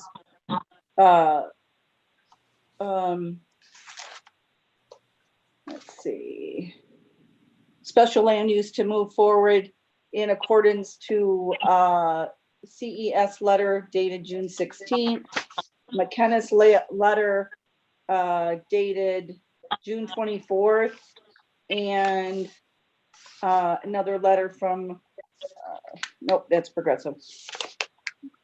That's my motion. But I'll second that.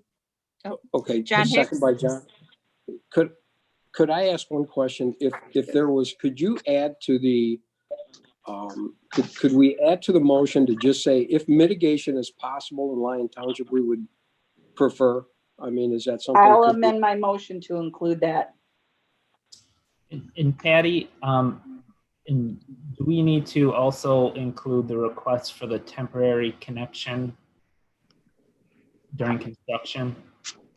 And that should be included in the motion as well. I'm sorry, Carol, what?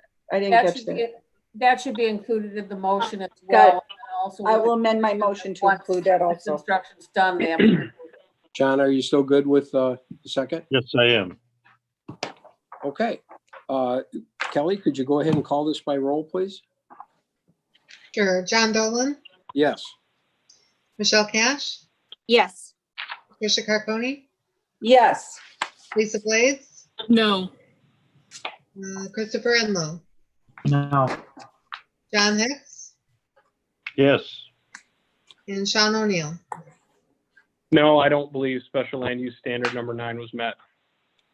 Okay, motion passes. Let's move on. Thank you. Thank you. We're going to move on to B, Wallbridge Spec Building, Special Land Use, AP 2014B. Brian, you want to go ahead and start us out? I will. Let me get the plan up for everyone.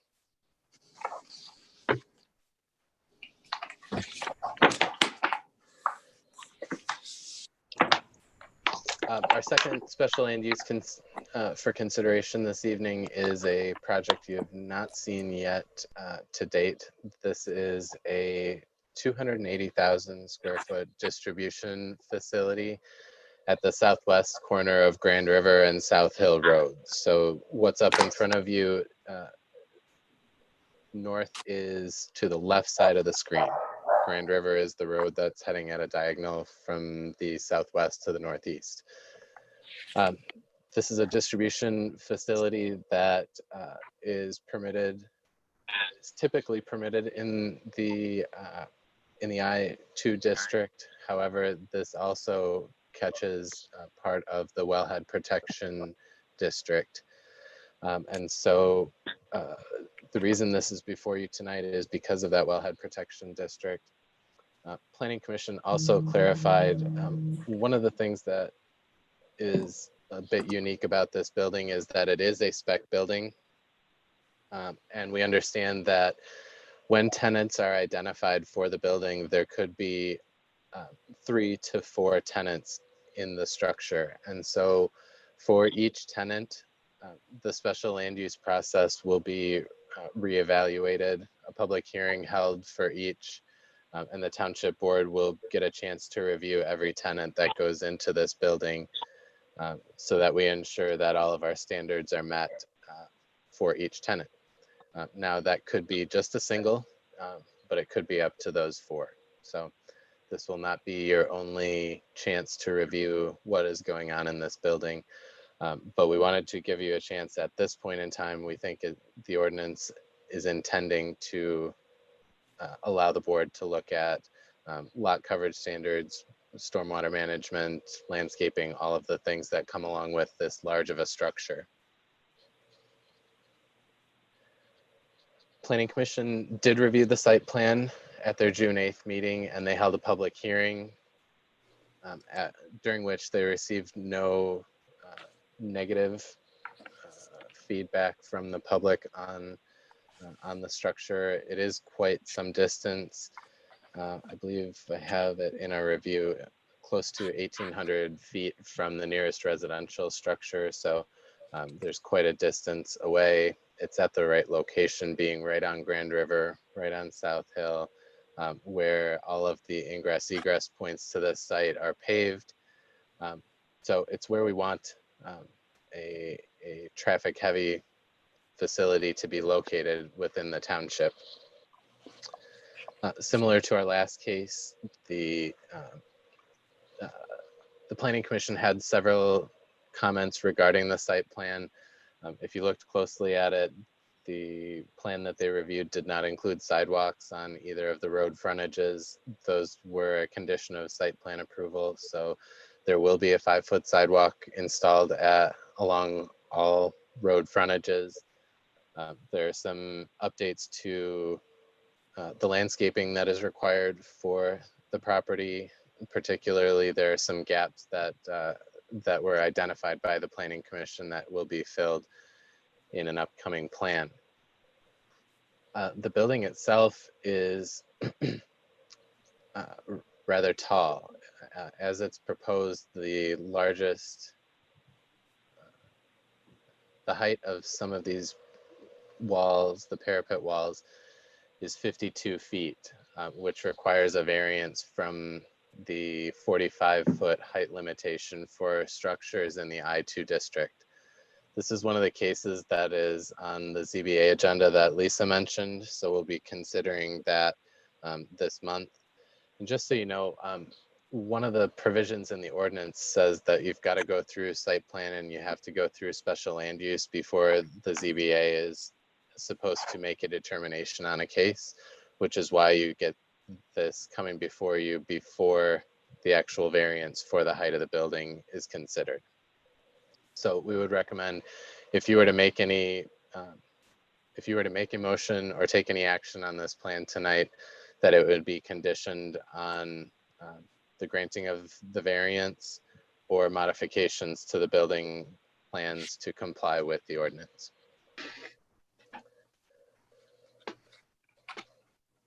I mentioned this is the location that we would want to see one of these facilities in the township.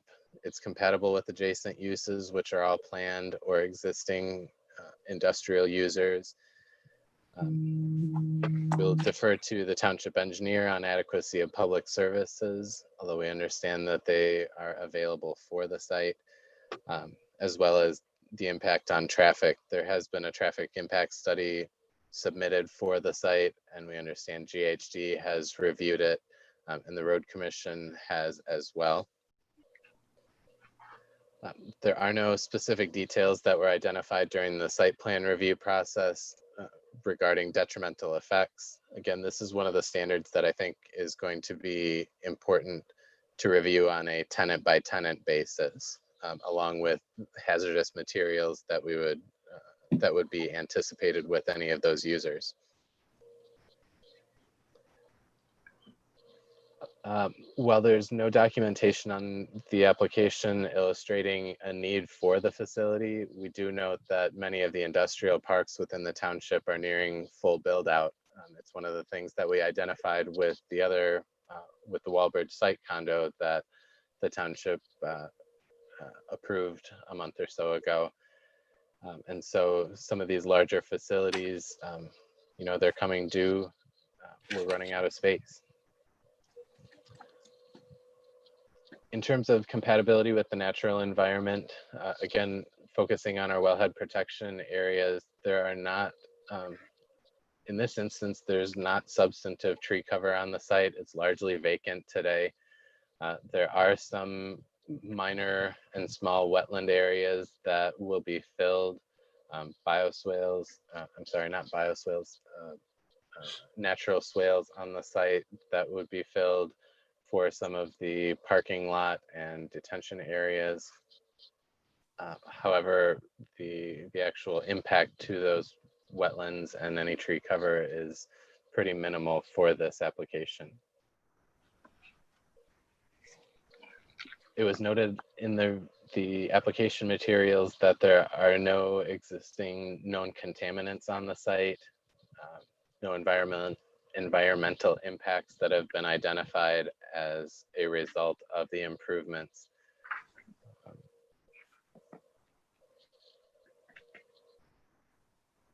Finally, as a distribution facility, that's what this building is being spec'd out as. It is a permitted use in the district. It's not a prohibited use. And again, as tenants fill in, we'll have an opportunity to filter out any that we don't believe fit within the township. And so we'll have a case-by-case review on those. In summary, we find that it's a relatively low impact development, even though it is quite large. It still falls within all of our lot coverage standards for the site, for the industrial districts. And so from that standpoint, we would recommend approval of the special land use, subject to site plan approval, the site plan conditions, road commission approval of the plans for the curb cuts and ingress egress locations, and then any other concerns of your other consultants, the engineer, the attorneys, and public safety officials. Thank you. Okay, Brian, thank you. Any questions for Brian at this time? All right, seeing none. Leslie, anything to add? Go ahead. No, I was just going to ask, Brian, you said they're agreeing to a 5-foot sidewalk, but I mean, everybody else around there has like an 8 or 10-foot sidewalk. I mean, Magna across the street clearly has, it looks like an 8 or 10-foot sidewalk or path. I mean, I don't see why they don't have to meet that same requirement. We went back and forth, or the planning commission went back and forth on that. And ultimately, maybe Patty can correct me if I'm interpreting their resolution correctly, but Magna on the east side of the road does have a 10-foot wide path along South Hill, but along Grand River, most of the developments within, I'd say, a mile, utilize a 5-foot sidewalk on Grand River. The Planning Commission took a look at what potential development would occur south of this property and deemed the 5-foot sidewalk adequate for the amount of pedestrian traffic that they would see coming from the south, especially given that there is the 10-foot walk on the east side of South Hill Road as well. Okay, thanks. Sean, this is Patricia. I was grumpy about it. I wanted to see the 10-foot pathway on the west side of the building, but the Planning Commission didn't agree with that. Yeah, I mean, heck, when we're putting pathways in down mile roads along neighborhoods, we're putting in 10-foot paths. So, you know, on a main thoroughfare, it seems like that's a kind of a expected width. I don't know.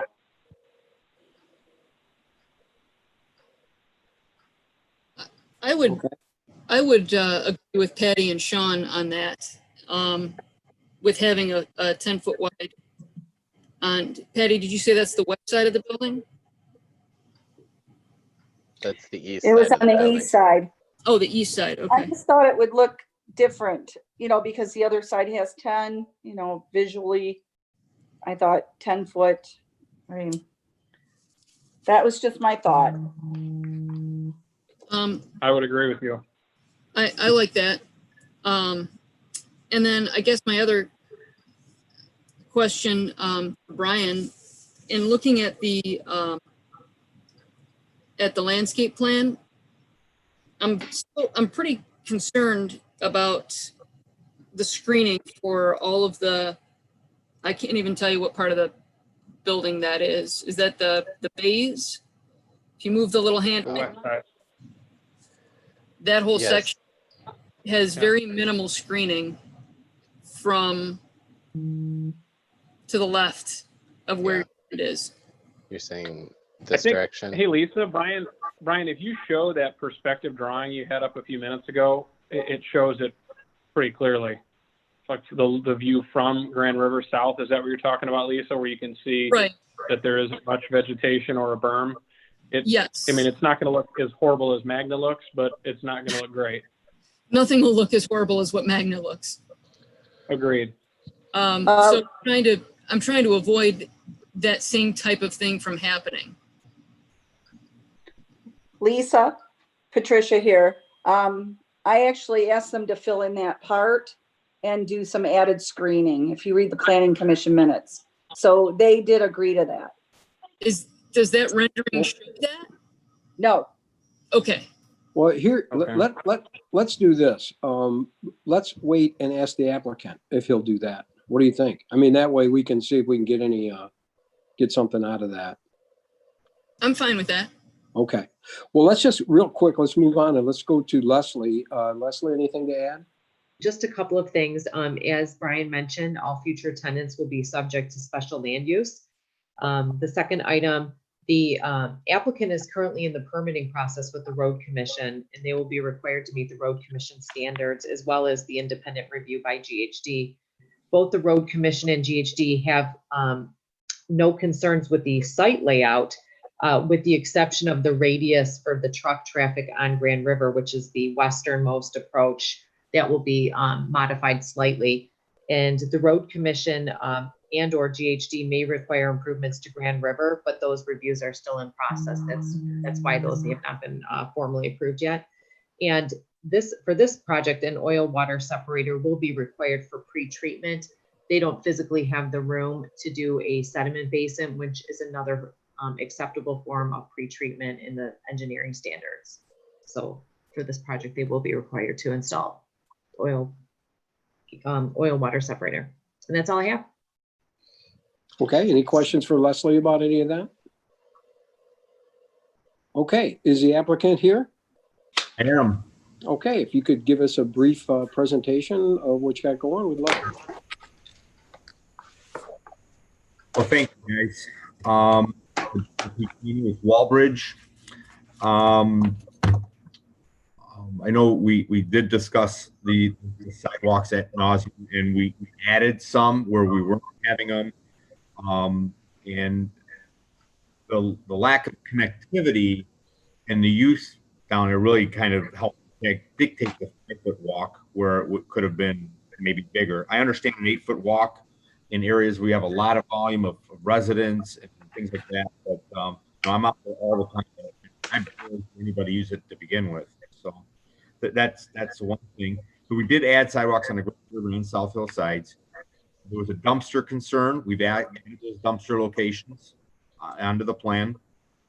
We have added landscape for the Planning Commission's recommendations and upgrades. We've addressed all the comments with the Road Commission of Oakland County, and all of their curb cut locations, as shown on your plan, are good. We've tested all of those. We're clarifying some of the improvements right now, and that should final that, and hopefully in the next few days. Fire, engineering, Planning Commission comments have all been addressed, and we believe that we're in good standing with that.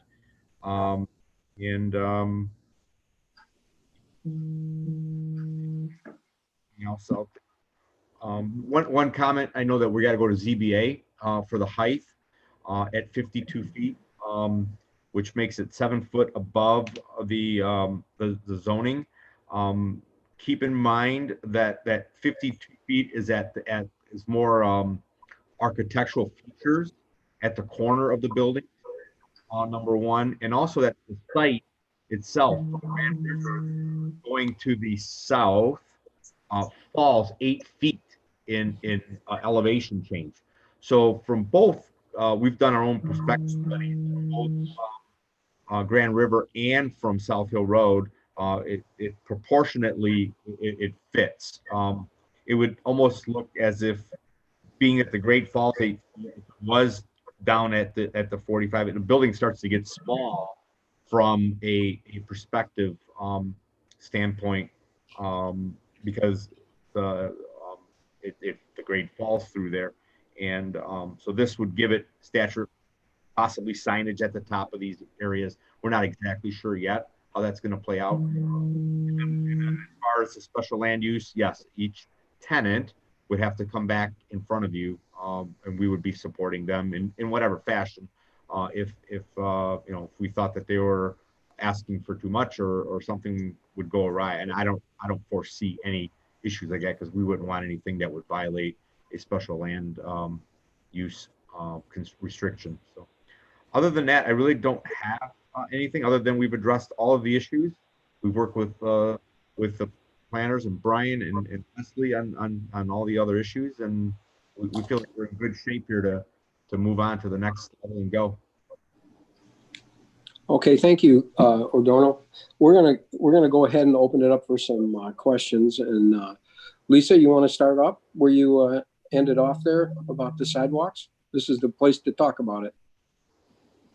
I'm trying to split my screen and take a look at Patty's comments in the Planning Commission meeting. And so I think I'm mirror her concerns with the additional landscaping. And then, as I said, just a concern about that sidewalk. But, as Patty said, like I said, I'm looking at the meeting minutes from the Planning Commission that this is the township's corridor. And, this opportunity to do things really, really classy. And I mean, the building looks very, very nice, but I don't want to have to drive by that building each time and wish that we would have asked for more landscape. And really, that's just the sidewalks or the pathways and the landscaping. Those are my two concerns. Okay. Chris, you want to go ahead? Sure. Yeah, I agree with Pat on the sidewalk aspect and the screening. I'm glad that was Planning Commission meeting minutes.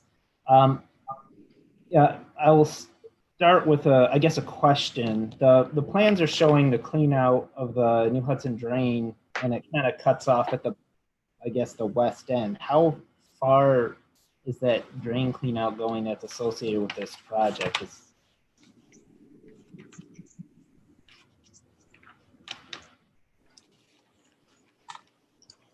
Adorno, do you have any answer for that? So, I know we've been working with the drain for 2 or 3 years now. John, Leslie, Lenny before that. But we're going to take it to, I believe, the point that's behind our current buildings that are out there. The way we're designed it will bring the flood waters for this development and the industrial park. That's why we're sort of pushing these together. It'll bring all of that floodplain down and contain it within the drain or boundaries, if you will. Obviously, at land values the way they are today, we want to capture as much of that out of the floodplain as possible. So we will then, this fall, as soon as we get that work started, apply to FEMA and get those maps, make sure that they are clear and defined. We are nationally advertising the site now. Advertising that we have the FEMA floodplain designed so that it is acceptable within the drains, boundaries. So, okay, that's kind of everybody in the township benefits big time from getting this drain under control. Correct, and I wanted to make sure that was out there, that you're going beyond the limits of this property. Yes. Further west, this development. The only other thing I'd like to tag on to the special land use is because this is a distribution center, that we must have appropriate signage within the site to make sure that whatever tenants come in here are going to be using Grand River and not going up South Hill where it turns to gravel, because that's going north is a residential area, and yeah, you can go north and around to get to the Milford Road interchange, but I want to make sure that all the traffic coming from the site does use Grand River to get to the interstate and not go north on South Hill, because it's gravel anyway. And there's actually at least one sign that says no truck traffic, but definitely want to get that part of this. Yeah, I don't know, Chris, if you saw that, but our plans for the industrial park includes the extension of South Hill Road. So down another, I forgot how many feet, Leslie. I think 500 feet. I think Chris was referring to north of Grand River, that truck traffic should not head north on. No, yes, absolutely not. Yeah, highly unlikely that they would head north. They're going to want to get to the highways. So. Right. I just want to make sure that's a condition of the special land use, that they don't go north of Grand River on South Hill. Okay. That's it for me. Okay, Chris, thank you. Michelle, anything?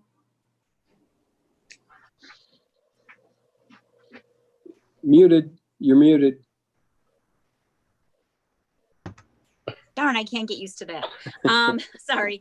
I agree with Patty and Lisa on the landscaping. It has to be added, and we need definitely some more trees and things. The building looks beautiful, but it still needs to be also beautifully landscaped on Grand River. Okay. That's all I got. Patty, anything? Nope, I just, again, think that the landscaping was really important. It is an important building on our Grand River corridor. And I still would like to see the 10-foot sidewalk on the east side. Okay, John? I don't quite understand the sidewalk issue because where does it go? Who uses it? It just, so I don't have a problem with the 5-foot sidewalk. I agree on the landscaping because we got short circuited on our neighbor there at Magnum. I mean, the way that it all went about. Anyway, I have no other issues. I think it's going to be an asset for the township, and economically, it's going to help a lot. Okay. Well, thanks, everyone. And you know, my thoughts are, what a nice use for that piece of property. I mean, it's definitely been for sale for so long. And it's, you know, I can remember many, many different things that they had, you know, proposed in there. Up to one was a Toyota test track up there. And everyone was really excited about that back in the day. And that fell through. And I know there was several other very large box stores and, you know, some big warehousing that was going to take up almost the entire piece. And I think that that's what they had in mind. They wanted to take up the entire piece with one building. And I think that they're finding out, I think Adorno has been talking to us a lot and saying, you know, that it's basically now they're sectioning it off and making it affordable and usable. And this is a big building, but it is a nice looking building. And I think Adorno would agree with all of us that he wants to landscape it and make it look the best it can look. And we intend on owning this. You know, we've had multiple offers to buy it. I mean, even there's a project moving through the township right now that we didn't land at this site that wanted that location. And we want to keep the North Grand River parcels to ourselves to be able to control what gets developed in the back. Because we know if we turn that over to anybody else, they may not do what we want them to do. It's important to us. John Ricolta, this is probably their single largest asset that they own. Of single asset, and they want this to be, you know, a shining light. So. Yeah. Okay. Well, that being said, it sounds like you got some pretty favorable things with some small items that they'd like to see with some sidewalking and maybe some better landscaping. I think we can get through that. So a motion would be in order. Anyone like to make that motion? All right, I'll try. I'd like to recommend approval for special land use AP 20-10B. 14B. Oh, I'm sorry, 14B, Walridge Big Spec Building. That's what I have there. Yes, 14B. Subject to the McKenna letter dated 6/24/20 and subject to the CES letter 6/25/20, which include all conditions to site plan approval are addressed. The road commission approves the site plan or the plans or modifications to address the RCOC concerns. Individual building tenants will be subject to special land use approval prior to occupancy and for additional screening. And you got to address the sidewalk. Oh, and the sidewalk needs to be, did you want 5 feet or 10 feet? What were we looking at for sidewalk?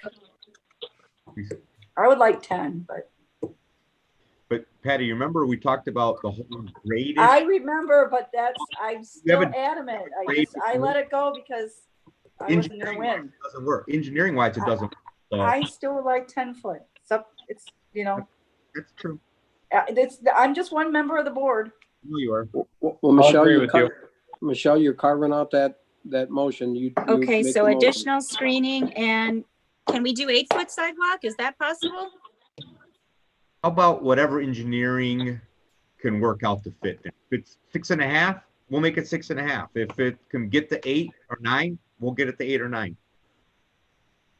Michelle, Okay. you make the motion, and so, you know, Well, I would like to see the 8-foot sidewalk because I think if people walk there during work time, you'll have room to pass everybody. And there are people that use the sidewalks. I see them on Grand River. Michelle, did you want to include additional on the ZBA? Oh, and conditional upon the ZBA, are you going to do the 52 feet? Is that what we're looking at? Yes. Okay. I'll support that motion. And Michelle, Okay. can I also ask for that there be internal signage that reminds them not to use South Hill Road north of Grand River? Internal signage where, like inside the bays? I mean, like at the, you know, at the end exit points, it says, you know, traffic must use. Turn Grand right or River left? as it exits the private property. Okay. I mean, if that's I'll still possible to support. do. you want to add that, Michelle? Yes, I did. Okay. Kelly, everything good? You got all that? Good. Okay. All right, we have a motion and a support. I would like to have Anthony? some discussion, John. Okay, go ahead. Patty, you do not seem confident in the sidewalk issue. So I just wanted to, what is the motion saying? 8 feet? What? And Patty, how do you feel about that? Better than 5. All right, There's a well, little issue that we did talk about, but I'd like to see as large as it can because people do walk back and forth. What happens if they're in that building and they want to walk there? They'll walk across the street, they'll walk there. You have to have safe places to walk. I mean, I think we'd be foolish not to do that. You make them as big as you possibly can. So what is the engineering I mean, issue I walk at that is being Kensington all the identified? time. It's 8 foot. And even then, sometimes it's hard. You can't walk to, you know, if you're walking with a friend or your spouse or whatever, and then there's 2 people on the other side. It's not that easy. And that's 8 foot. I walk a lot at Kensington, so I know walking. so that's here's, why. I like 10 because I think that gives you the extra room.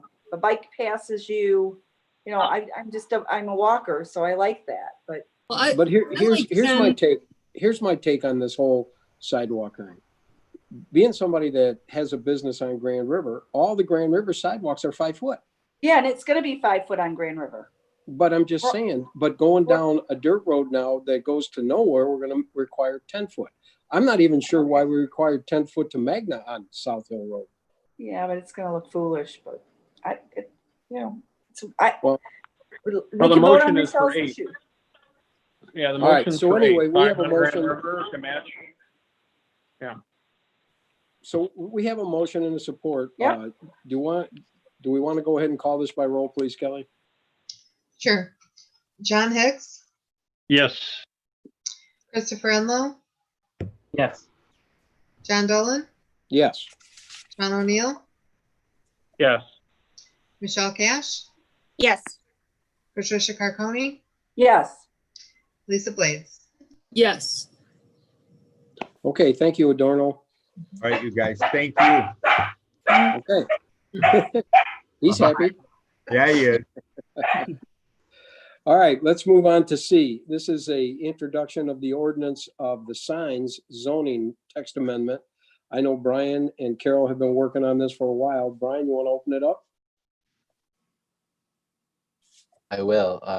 I'll also note that the money was on my cat to make the first animal noise tonight, and Adorno's dog got first. So just like to put that out there. In terms of the sign ordinance, we have been working on this for quite some time. Carol's team and my team. Well, I know that Chris Jusen had started this effort with the Planning Commission at least 4 to 5 years ago. And for whatever reason, the efforts went away. We picked this back up for a couple of reasons. One, we were long overdue to address some of the content-based regulations that our ordinance fell short on. And so we wanted to get those things addressed. And then other things that were identified in the ordinance, you know, we had some issues with the language for the number of billboards that we allow in the township. So there are a couple diverse things going on in the ordinance that we wanted to address all at one time. The Township Board has graciously given us several extensions to the moratorium as we work through some of these complex issues. And so you have in your packet this evening the completed product, or the completed product to date. I just want to hit on a couple highlights rather than go through the whole thing, but I'm happy to take any questions that you might have. I mentioned the content issue. We tried to get rid of any content-based regulation we could.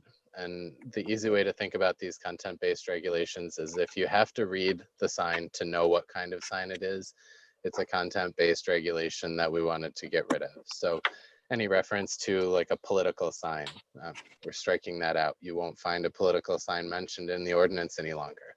Those things are now lumped in with what we're calling yard signs. And we're defining yard signs by the physical characteristics of what those might be. They're wireframed, they're temporary, they're not meant to be placed on a permanent basis, things like that. So we've gotten rid of as much of those as we possibly can. There are some unavoidable content-based provisions in the ordinance. We do still allow you to have your address numbers on a site. You know, those are things that, while they are content-based, we think that there's some acceptable level of risk in having that in the ordinance as it's defined. Throughout, we're going through and trying to better define what signs are based on their physical characteristics. We're better defining ground signs, we're better defining temporary signs, banner signs, so on and so forth. We took a look at all of those and tried to take our best shot at defining those things in an easy way to read. I mentioned billboard signs.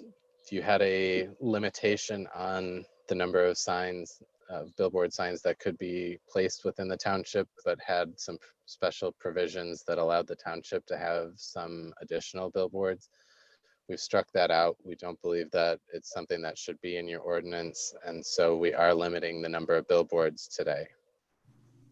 It is capped at the number that we have today, which of course I'm blanking on it right now. I believe the number is 12. Yep. I think we capped it at 10. I don't remember. Okay, I'll have to look through real quick, Yeah, but I think we actually have an existing extra billboard right now. okay. Other than that, we've made format improvements. You'll note that we've broken this down into our residential signs that are permanent and our residential signs that are temporary. Our commercial and industrial district signs, both temporary and permanent, and then our flexible districts, I'll call them, our New Hudson and our mixed use districts, both temporary and permanent. And so we've given a pretty straightforward table for each one of those 6 categories. We think it makes it easier to read all across the board and get the information that anybody would need. And finally, I'd like to note that with these changes, we're combining all of our sign regulations. Right now, our ordinance has a section for sign types, and then within the New Hudson district, we've got our own subsection, or New Hudson has its own subsection for signs.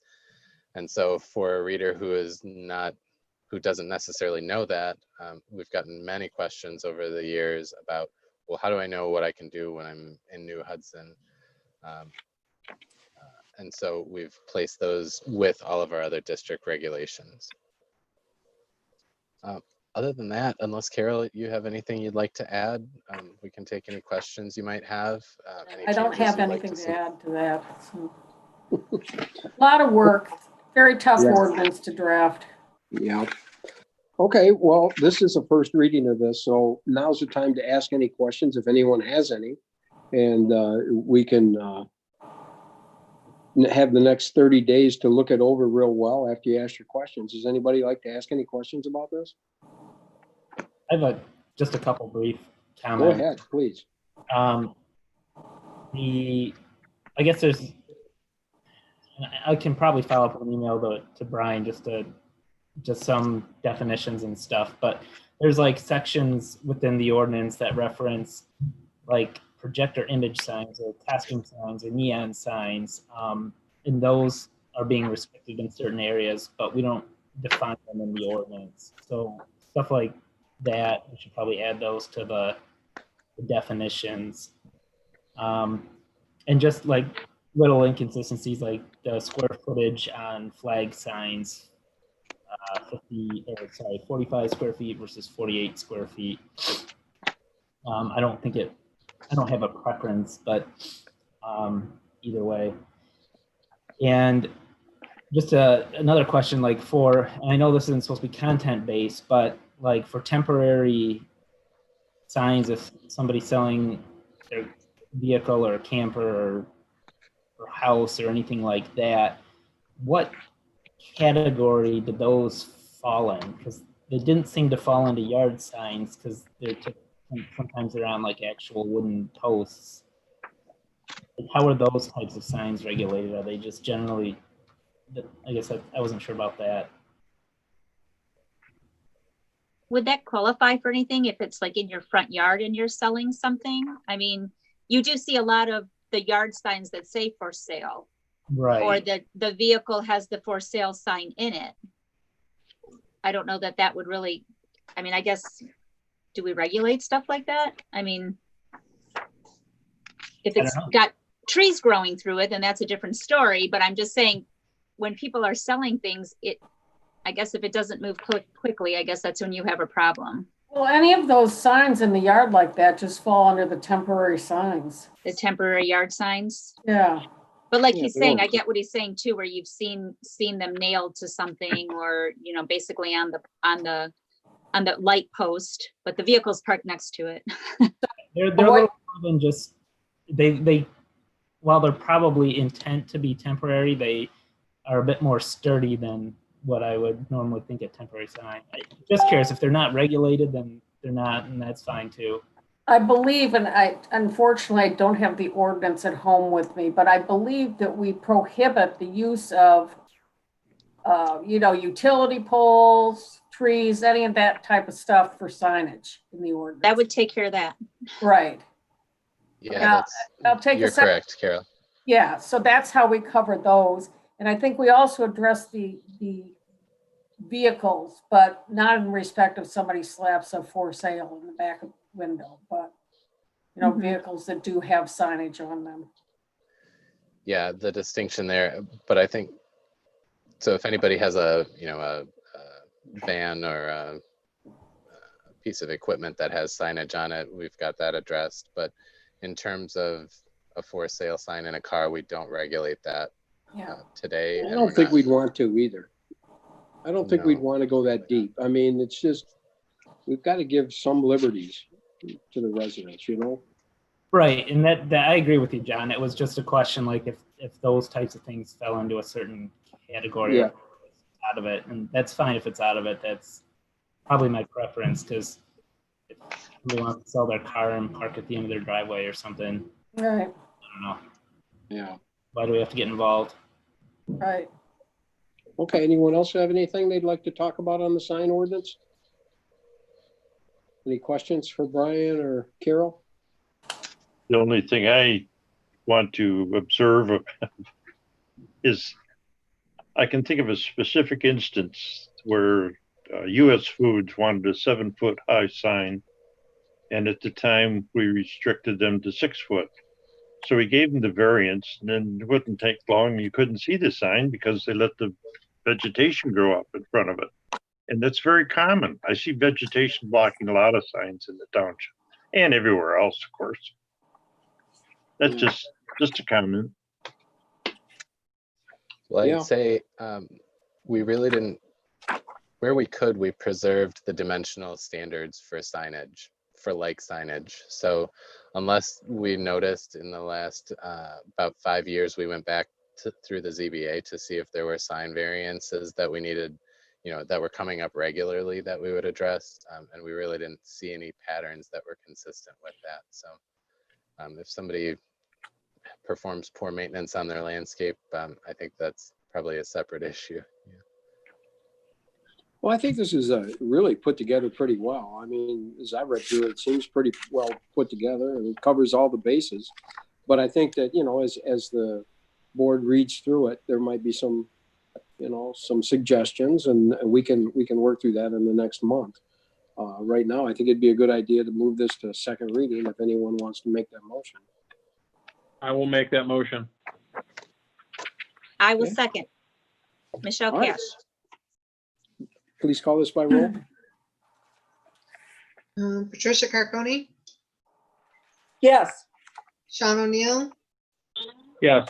Lisa Blades, Yes. John Hicks, Yes. Michelle Cash, Yes. John Dolan, Yes. Christopher Enlow. Yes. Okay, great. We're going to move right on to D. And this is our private road ordinance that Brian and Leslie and Carol and myself have been working on. And it's come to a place that I think that Brian can go ahead and offer up some of the things that we've had to change. You want to go ahead, Brian, and kind of outline them things? I will, John, thank you. The draft that you have in front of you tonight is not dramatically different than when we introduced it at your last meeting. We're still retaining the private driveways that would serve up to 2 residences. We would allow a gravel private road for up to 1,000 feet in length for 6 residential lots. We'd allow paved private roads for up to 1,500 feet in length for 15 residential lots. I've spent a little bit of time tweaking the distinction between what is or is not considered for administrative approval since we last spoke. I think the direction that I received from the board was that we really wanted to, we're okay with administrative approval by the supervisor and subject to any of the consultant recommendations on a private road application. But I spent some time clarifying anything that goes to the planning commission or the township board, be it an average lot size development, a site condominium, a planned development, any of those mechanisms, all of those would still go through and receive a public hearing through their other ordinance process. So that has been tweaked a little bit. Additionally, we have had some discussions not directly related to this ordinance, but some recommendations that I think we should consider. And Carol and Leslie and John and I, and actually Chris was on that call as well. We talked about on page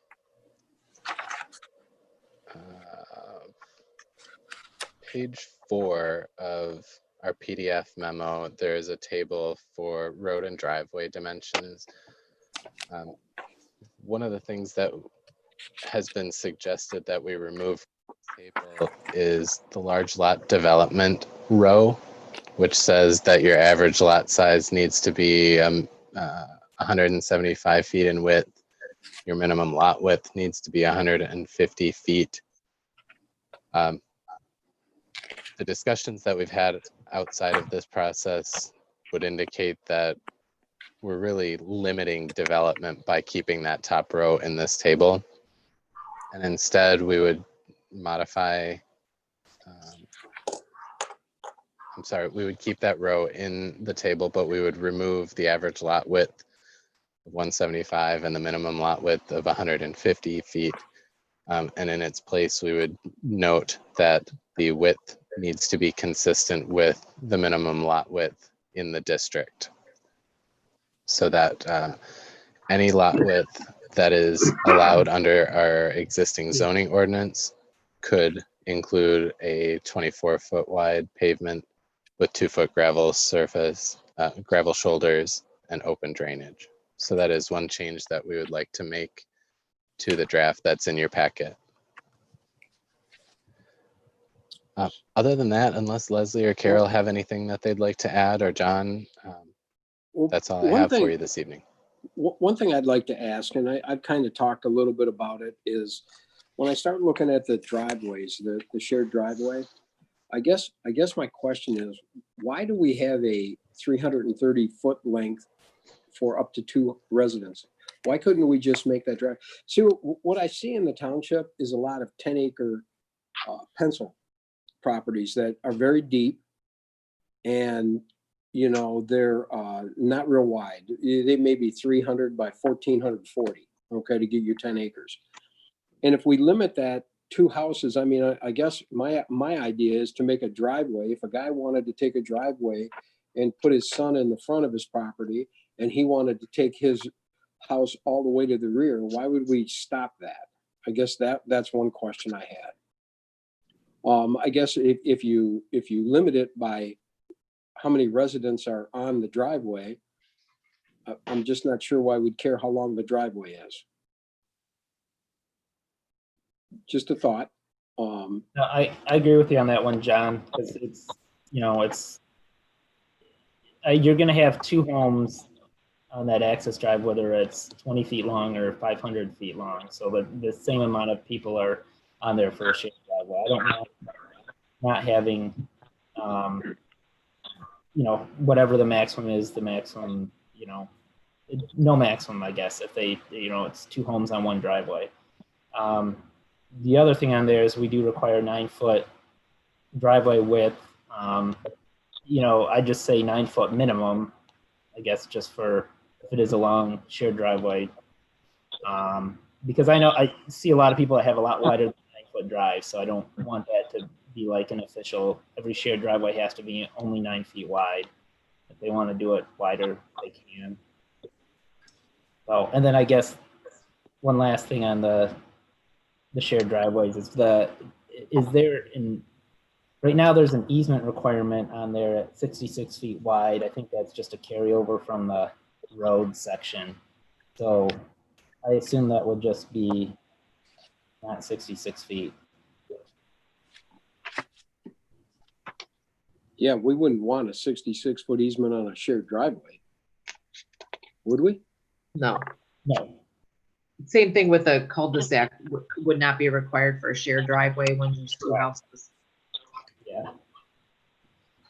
Yeah, so I guess that should be updated. So my question would be on the shared driveway, are you envisioning having 2 parcels with the required amount of road frontage as opposed to 2 parcels stacked behind each other?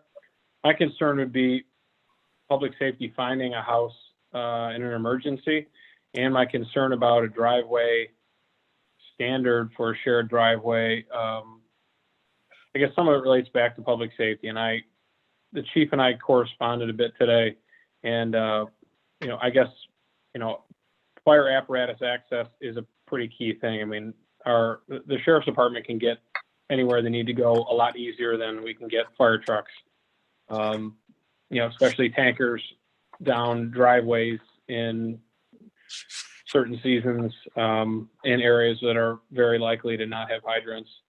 So I guess I don't mind a longer driveway, but do we want a house buried behind another house, you know, 5 acres back, that may have, you know, John's road address or a Dixboro road address, but you can't even see the house at any point? I mean, I don't know. I guess that's more of a question for the fire department. And then I guess I would add to that, if you're going to get into these long dead end or cul-de-sac private roads, do we want to have a T turnaround at the midpoint? And I asked the chief about that today. It was something he was going to look at. Obviously, this is first reading. These are just things that are kind of floating out there for discussion because, you know, if they get down a road and need to turn around for some reason, and they've got to go 1,000 or 1,500 feet before they can turn around, you that could be an issue. So maybe at a midpoint, at 500 or 750 feet, there should be a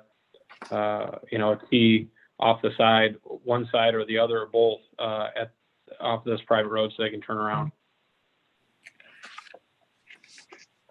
Well, I think the key to the houses one behind the other is the whole reason for a shared driveway. I would think that if somebody wanted to build in the back of their property and they just wanted to run a driveway, I mean, that's the reason we're doing it. I mean, we wouldn't need a shared driveway if they both had road frontage. We just bring the driveway off the road. I mean, in the example, if you and I were neighbors, and I know you have a really nice snow plow in your truck, and I'm like, well, look, if I'm John's neighbor and we share a driveway, he's going to plow the snow, and I can just, give him gas money once a month, and we had a driveway that was kind of coming in off of a main road and a Y. I mean, otherwise you're sort of landlocking a parcel off of a driveway as opposed to having road frontage. I mean, if the ordinance is going to require a certain number of feet of road frontage to create a parcel, it would be improved road frontage. I don't think it envisioned it being off of just an easement off of a driveway. Isn't that correct? But we still go back. Maybe not. Well, we still go back to what's the idea of having a shared driveway if we're going to have everything off the road frontage? I would agree with. I don't know that. I'm comfortable with the length exceeding that. What was it, 300 or 320 feet that was originally on this ordinance? I'm comfortable eliminating that distance on a shared driveway, and I'm also comfortable if maybe we just have some requirement that the additional address for the additional home that's tucked away in the back, that there's some kind of clear indication that there is another house back there. Like, I don't know how that signage would have to happen, if it's just another, like an address plate or something like that. But I do know that if I had an opportunity to split my property, if I had a 5-acre parcel, a 10-acre parcel, and I wanted to build a home behind my home, I would want to have that opportunity with the shared driveway. Obviously. Oh, sorry, go ahead. I was just going to interject, like if you had both mailboxes next to each other with the 2 green address placards on there, I mean, I guess that maybe that's the identification that the fire department needs or police department needs. Is Ken here? I am. Hey, Ken, what do you think about a shared driveway? I know it's different than a private road. Yeah, today's the first I've looked at this, and I do have a lot less concerns with the shared driveway than the private road, just as far as the distance. And I know we have plenty of these private roads right now, but when we look at the International Fire Code, there are provisions on how far you can go without, or how far you should go without some type of turnaround. And excuse me. So yeah, one of the things we worry about is being able to get to the next call if we are tied up on a narrow private road and no way to get turned around and get to the next call. So with this being the first reading, I'm not overly concerned. I think I can sit down with fire prevention and whoever and kind of come up with the recommendations that are in the fire code for consideration. But as far as the shared driveway, we deal with a lot of those, I think, through the township already. Okay. Well, that's nice that you can take a look at this in the next 30 days and give us some ideas of the code and how it would relate to this private road ordinance. That'd be great. Yeah, it's a good opportunity moving forward to make it safer for all of us. Okay. Anyone want to add? Go ahead, Lisa. While you're looking at some of that, I had spoken to Brian today regarding Kesey, not Holzheimer, and regarding the length of these private roads. And I have a little bit of concern as far as 1,000 feet and 1,500 feet length of a private road. Is there some kind of discussion that we might be able to have? Like, at some point, should we require fire suppression for a home to deal with that? Because in many of these cases, they're probably not going to have hydrants down there. So, I mean, I'm not sure if that's necessary, but I thought that if you and Brian Kesey could maybe toss those ideas around and see if that's something that would be a benefit. Yeah, I mean, I'm a big fan of that, but that's not always palatable to others. But there is a provision in the code too that allows for longer distances based on if a homeowner selected fire suppression. But that's or if all of the homeowners basically, if there's limited access or distance. So it's a provision, but I'd be glad to talk to Brian about that. Or again, not even knowing if we have hydrants or not is a big factor. Okay. And Anyone else like to ask any questions or add anything? John, in the conversation that I had with Brian today, he and I talked about, I think it's on page 7, item E1, about gravel roads connecting, or the private roads connecting to potential future roads. And I was just hoping that we could have some kind of agreement that, I mean, if you have a private road and it eventually connects to a public road, can that happen? Whose maintenance, how do you weigh the maintenance from one road to the next if somebody else is connecting to your private road? And I believe that when Brian and I talked about it, it suggested maybe throwing this toward Carol and seeing what kind of agreements that we would have, an easement agreement, a maintenance agreement, if we can include that somehow. The Yeah, situation exists in Patty subdivision. Yep. So you perceive it, are you talking about a situation where you had a public road going into a private road, going into a public road? The way the ordinance reads right now, it says that it should be a newly created private road should have the potential of connecting to other future roads. So my question is, if I design and build a private road and I have to have it connected, a potential connection to another future road, if that future road is public, then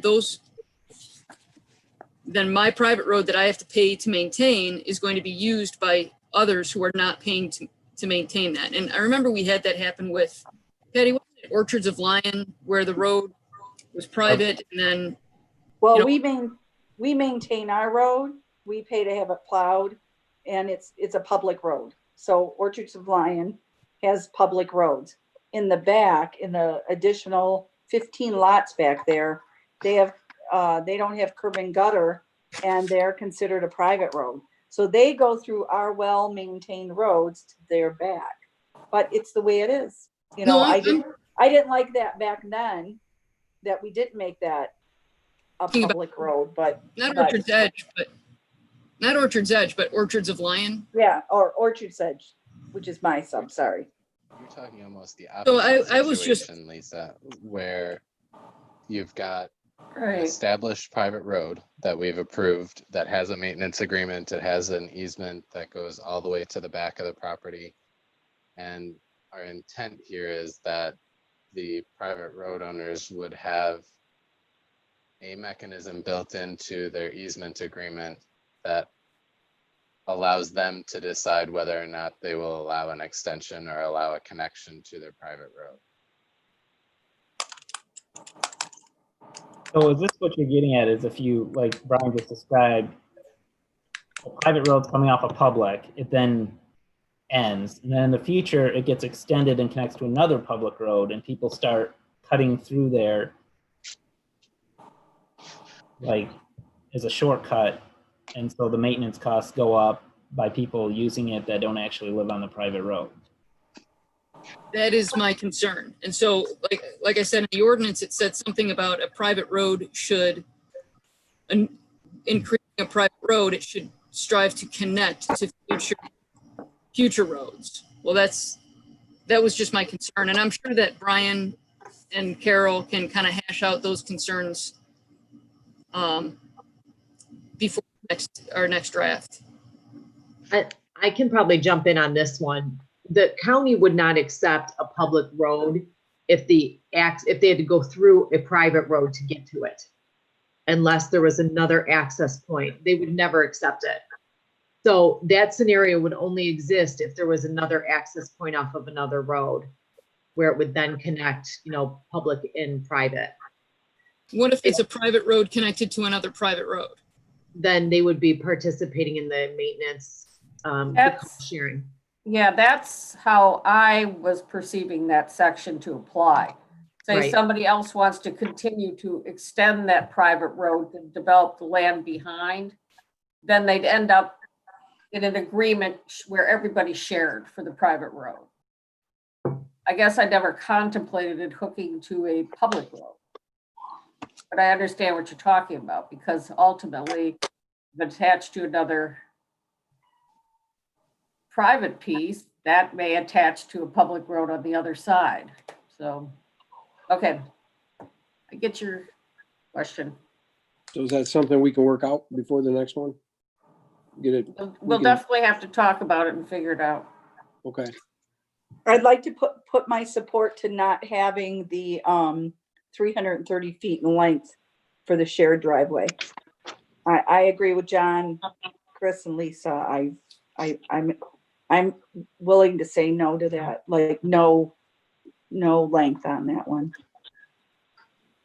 One clarification I have on that topic is today our land division ordinance does not allow a flag lot, which is a lot of the instances that you're talking about that would utilize one of these longer private drives if we're going to uncap the length of them. So my question to you is, do you want to incorporate that change and allow a flag lot to be created as part of this? I think there are other considerations with a flag lot that we might need to look at. But if you have any initial impressions, that would be helpful at this point. Well, I guess I understand what you're saying, because you could actually split the front off and then have the back only accessible by a shared driveway, right? Okay.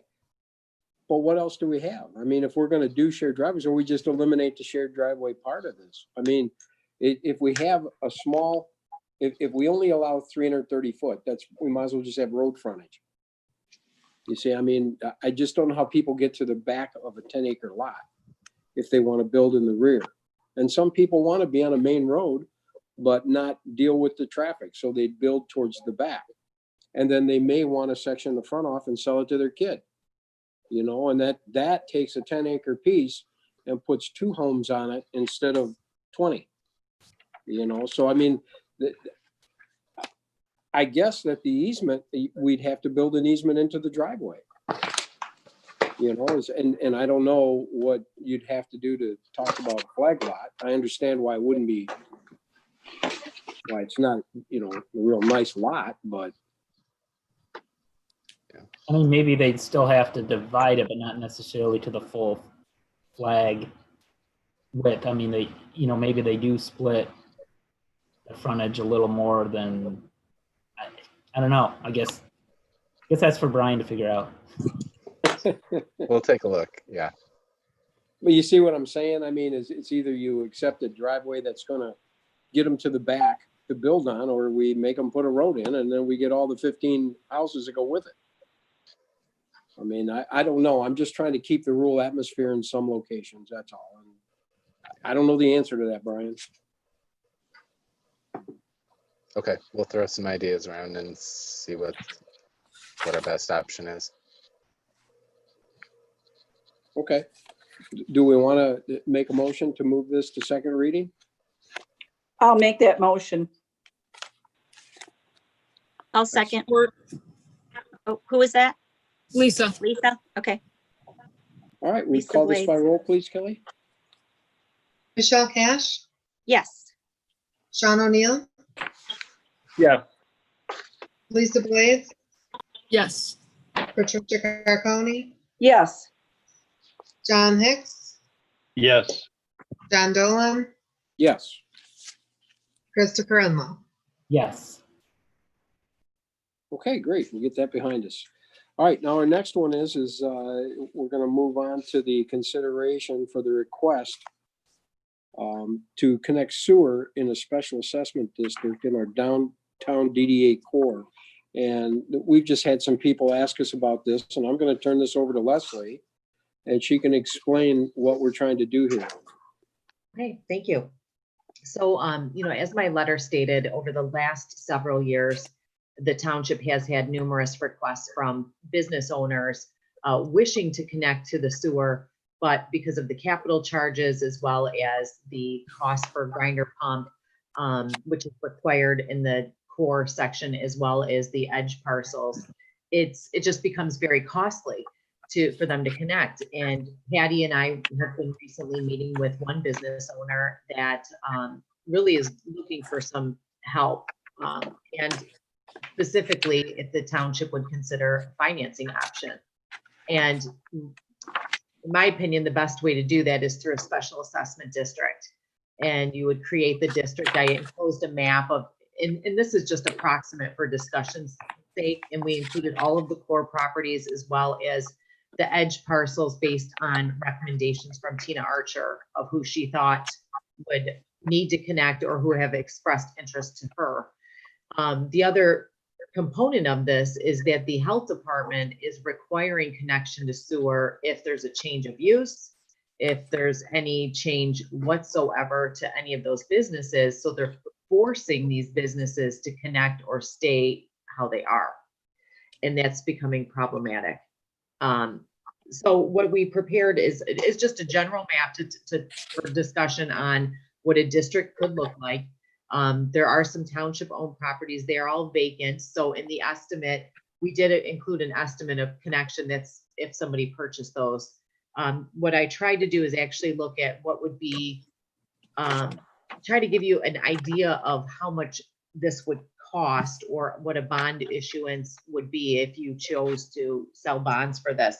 Now, my understanding from your bond counsel is you would not be able to finance your portion of the capital charge unless it went to a specific project, but you could finance that one possibly over an installment agreement, and the remainder of the expenses could be bonded. That's my understanding from years of working with them through SADs. So really, this is for your discussion and your feedback, if this is something you would be interested in. Okay. Does everyone understand? I know you do. But is there any questions that you'd like to ask? I mean, I'd really like you to talk about this a little bit and understand exactly what we're trying to do. Yeah, John, I can go first with this. I guess. Go ahead. So a couple of people have asked about connecting the sewer, and they want a way to finance it. And this is definitely an efficient way to do it. But my concern is the dollars. It's a lot, and some of these businesses are pretty small, and some of them have just been affected by this pandemic. And do they want to do this? Typically, when I see special assessment districts, it's coming from the property owners, and they'll come in and say, yeah, 60% or 70% of us want to do this. Let's do it, and it's much more comforting than if only a handful do, especially at these price tags. I just want assurance that these businesses want this. The way the process would still work like any special assessment district. It's one of the property owners or a few of them would have to be the petitioner. And we would work with a few core to establish a district map similar to what we included in the packet. And they would have cost estimates, and they would have to go and meet with the other property owners. And it wouldn't just be the tenants, it's the property owner runs with the land. So whoever owns the building would have to sign the petition, and then it would come before you through the official process. It's just the request that we've gotten through the years. One person will contact Tina, another business owner will contact Patty. But it's over the years, it's been quite a few of them. And the only properties we excluded on the map, we hatched them out, the ones that were already connected, and there's only a couple of parcels.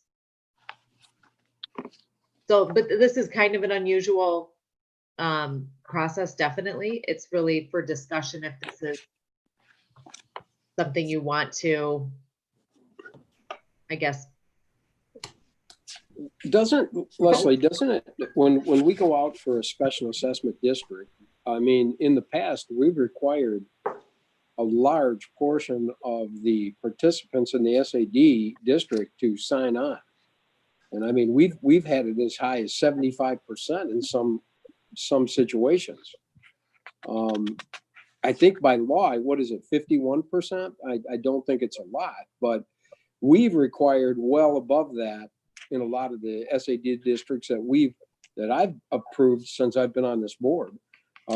You know, and so there'd be a lot of legwork to get this thing to the point that this board would even be able to really hash it out and say, okay, let's go forward. Don't we have to get a lot of sign-ons for this? Well, it's the percentage above 51% would be your discretion. There's a certain number that you would want. Now, I did have some preliminary conversations with Carol on, we can't make the district, from my understanding, optional. It has to be a district that's contiguous. Is that correct, Carol? Yes. You're on mute. Yes.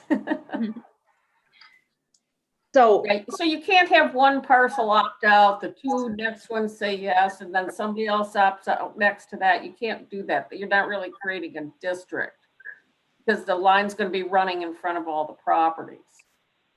So my But question again, is, you'll also be dealing with your bond counsel and all this stuff if it gets moving. So my question is, who would be the one that would go around and get all the signatures? Would that be the lady who put this in?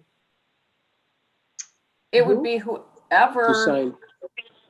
yeah, whoever in that supposed district or possible district is willing to do the legwork to go property owner to property owner. I mean, if you don't get the signatures, if you don't get the requisite number of signatures, this isn't Okay. going anywhere. So what is it tonight? What do we want? Do we want to see if they would move that forward? I mean, is there someone that's going to go out and start looking for signatures? Can I have the opportunity to speak? Please, yes, Patty. Go Okay, ahead. it's okay. Leslie's right. I mean, we've had a lot of special assessments over time. Most of them ended up being splits on residential property.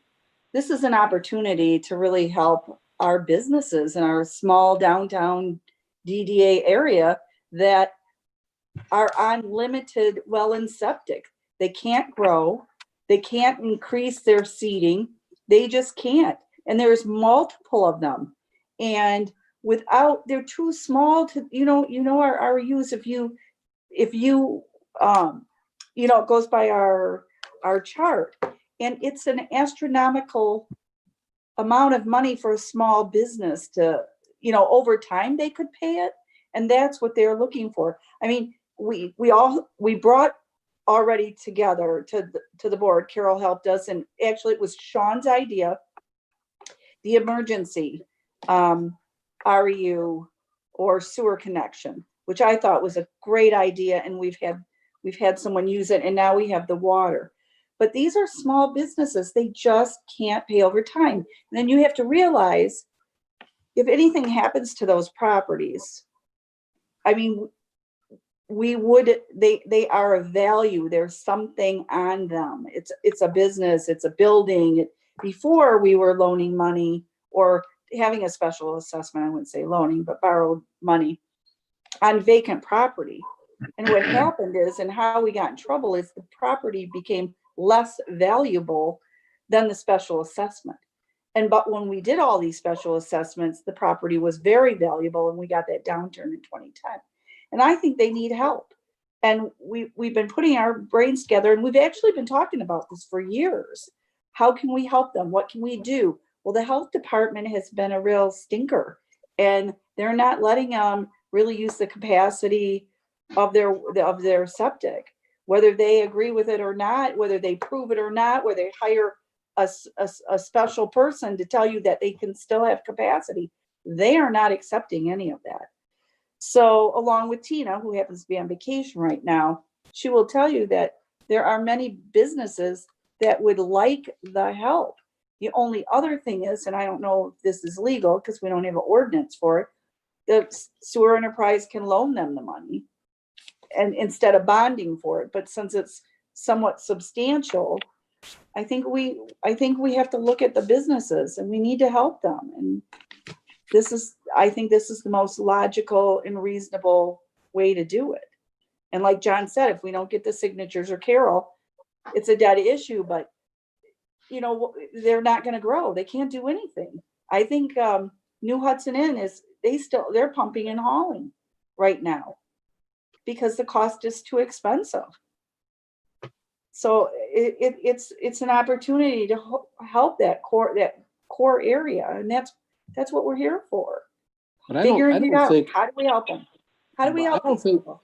I don't think anybody on this board would deny it if the signatures were there, that they stood behind it and said, yeah, the majority of the people want to go ahead and have a special assessment and go forward with it. I think we'd be behind that. I think the biggest thing is you have to get the people on board. I mean, you're going to have a lot of people that don't want to spend any money. Well, it's just like Chris says, COVID and all this stuff going on. Yeah, well, it's right. It's a difficult time, but this might be the time that they do want to do it. This might be the time it's not.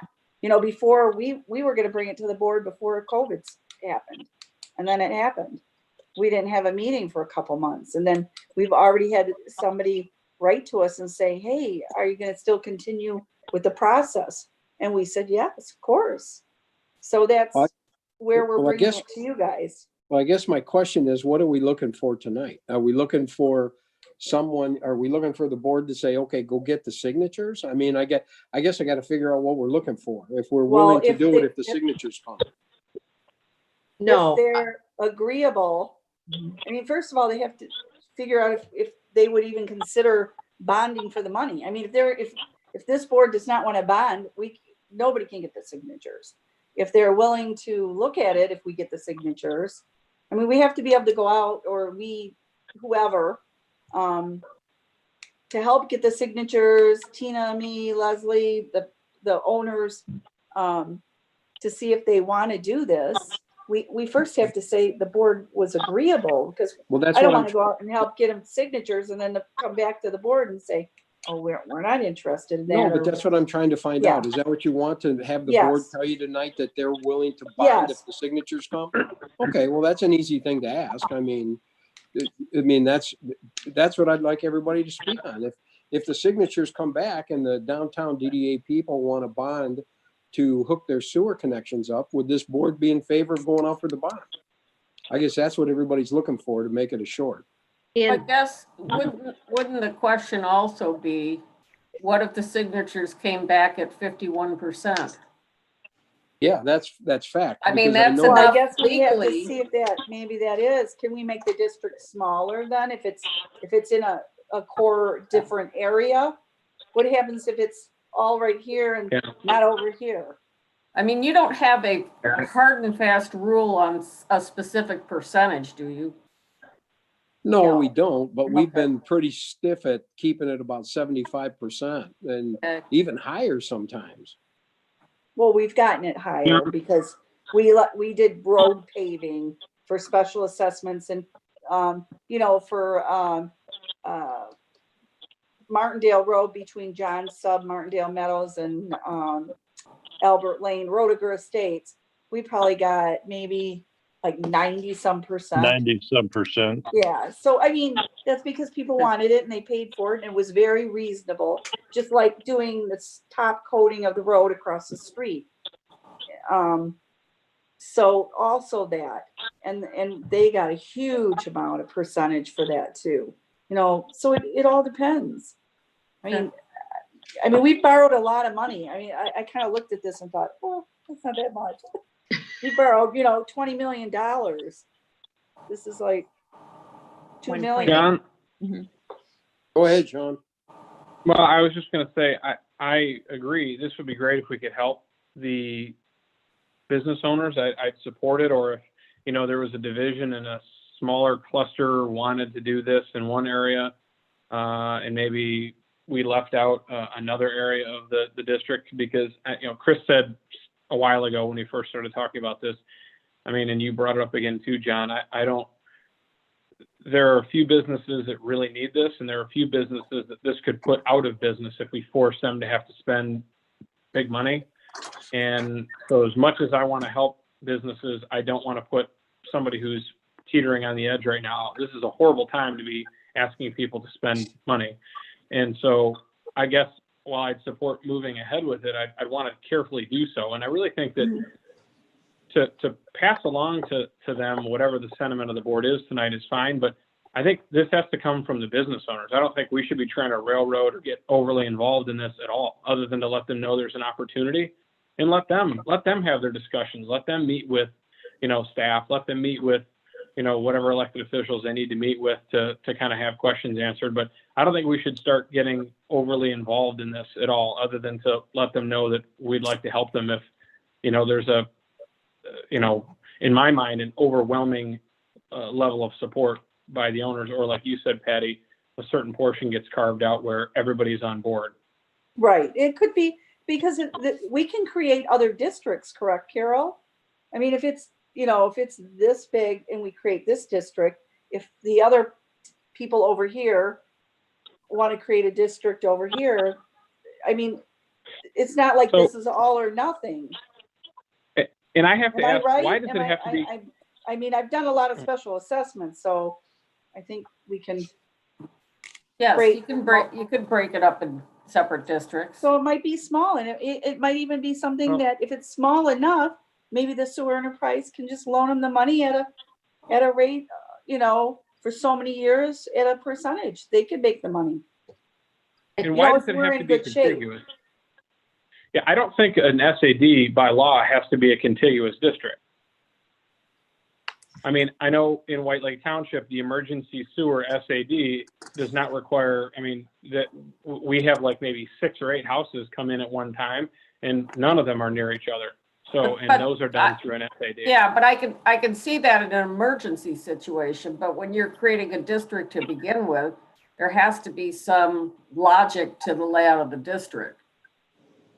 Well, but we're not extending infrastructure. We're just providing connections.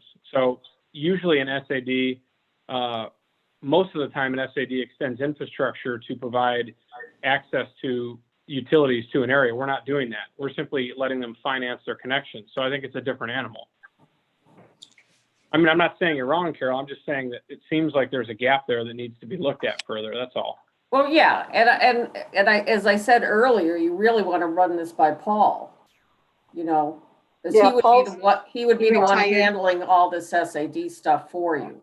But I know before Paul and I had this discussion in another situation where it was concerned because you had parcels that were separated by other parcels, and he felt that that wasn't a legitimate way to establish that district. So like I said, definitely run it by him. So we can check that out too when we see how these signatures come in.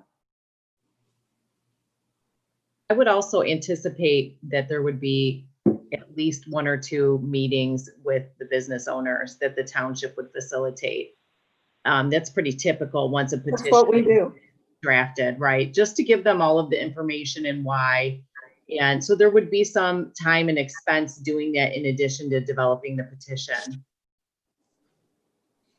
So I guess the question is, like Carol said, what is the percentage that this board, if they come back with a district that had a percentage of the participants in the district willing to sign on to a 10-year, 20-year, I don't know what it is, bond SAD, would this board be willing to go forward?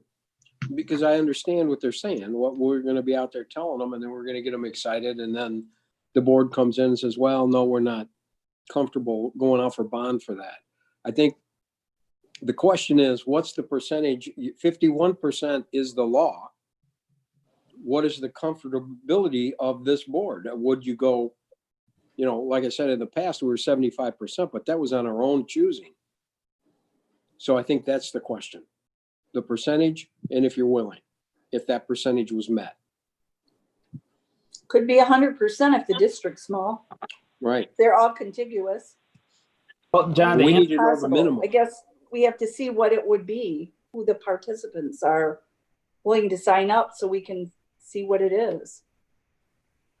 Yeah, John, typically, like when I've done these too, I would default to the law, which is 51%.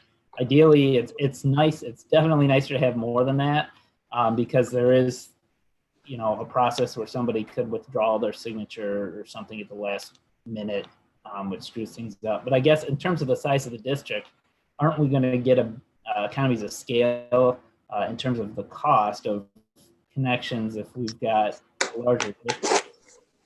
Or so I guess I would try and get a larger district if we could.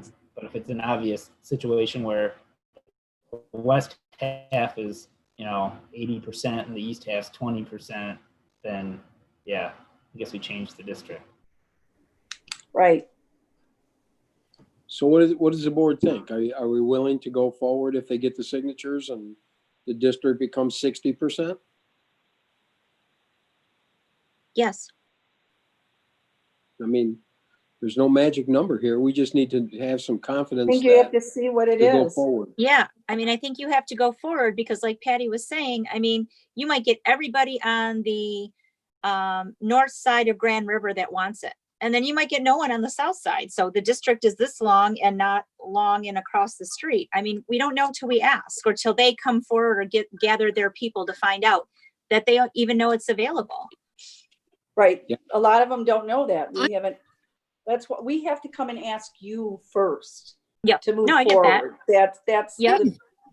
Well, We let's have to get get the- permission to see if the board is willing to bond.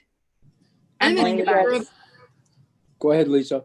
I'm in favor of it, and I'm willing to bond. And I think that what Patty and Michelle have said is, as much as I want to have a percentage figured out right now, I think there's going to be a natural pattern that's going to show itself. Yeah. So, we have, as Michelle said, 80% and only 20% on the other. Well, then just don't worry about the 20% interest and just focus in on the group that actually wants it. So I think that we need to do a little bit more exploring first, get some initial feedback, and then start to look at which properties are interested. So I'm not comfortable coming up with a percentage yet because I don't know which locations would be interested, and maybe the pattern will present itself pretty clearly. Well, and the other thing is like back to Sean's, you know, what Sean was talking about, being that it isn't an infrastructure deal, it's just a connection. I mean, that is a little bit different, I think. And, you know, I mean, basically you're financing a connection. Now, infrastructure is already in front of there. I mean, you could have 100% participation on who wants to be part of it. It might move the property on the corner, the old Putter's property, maybe.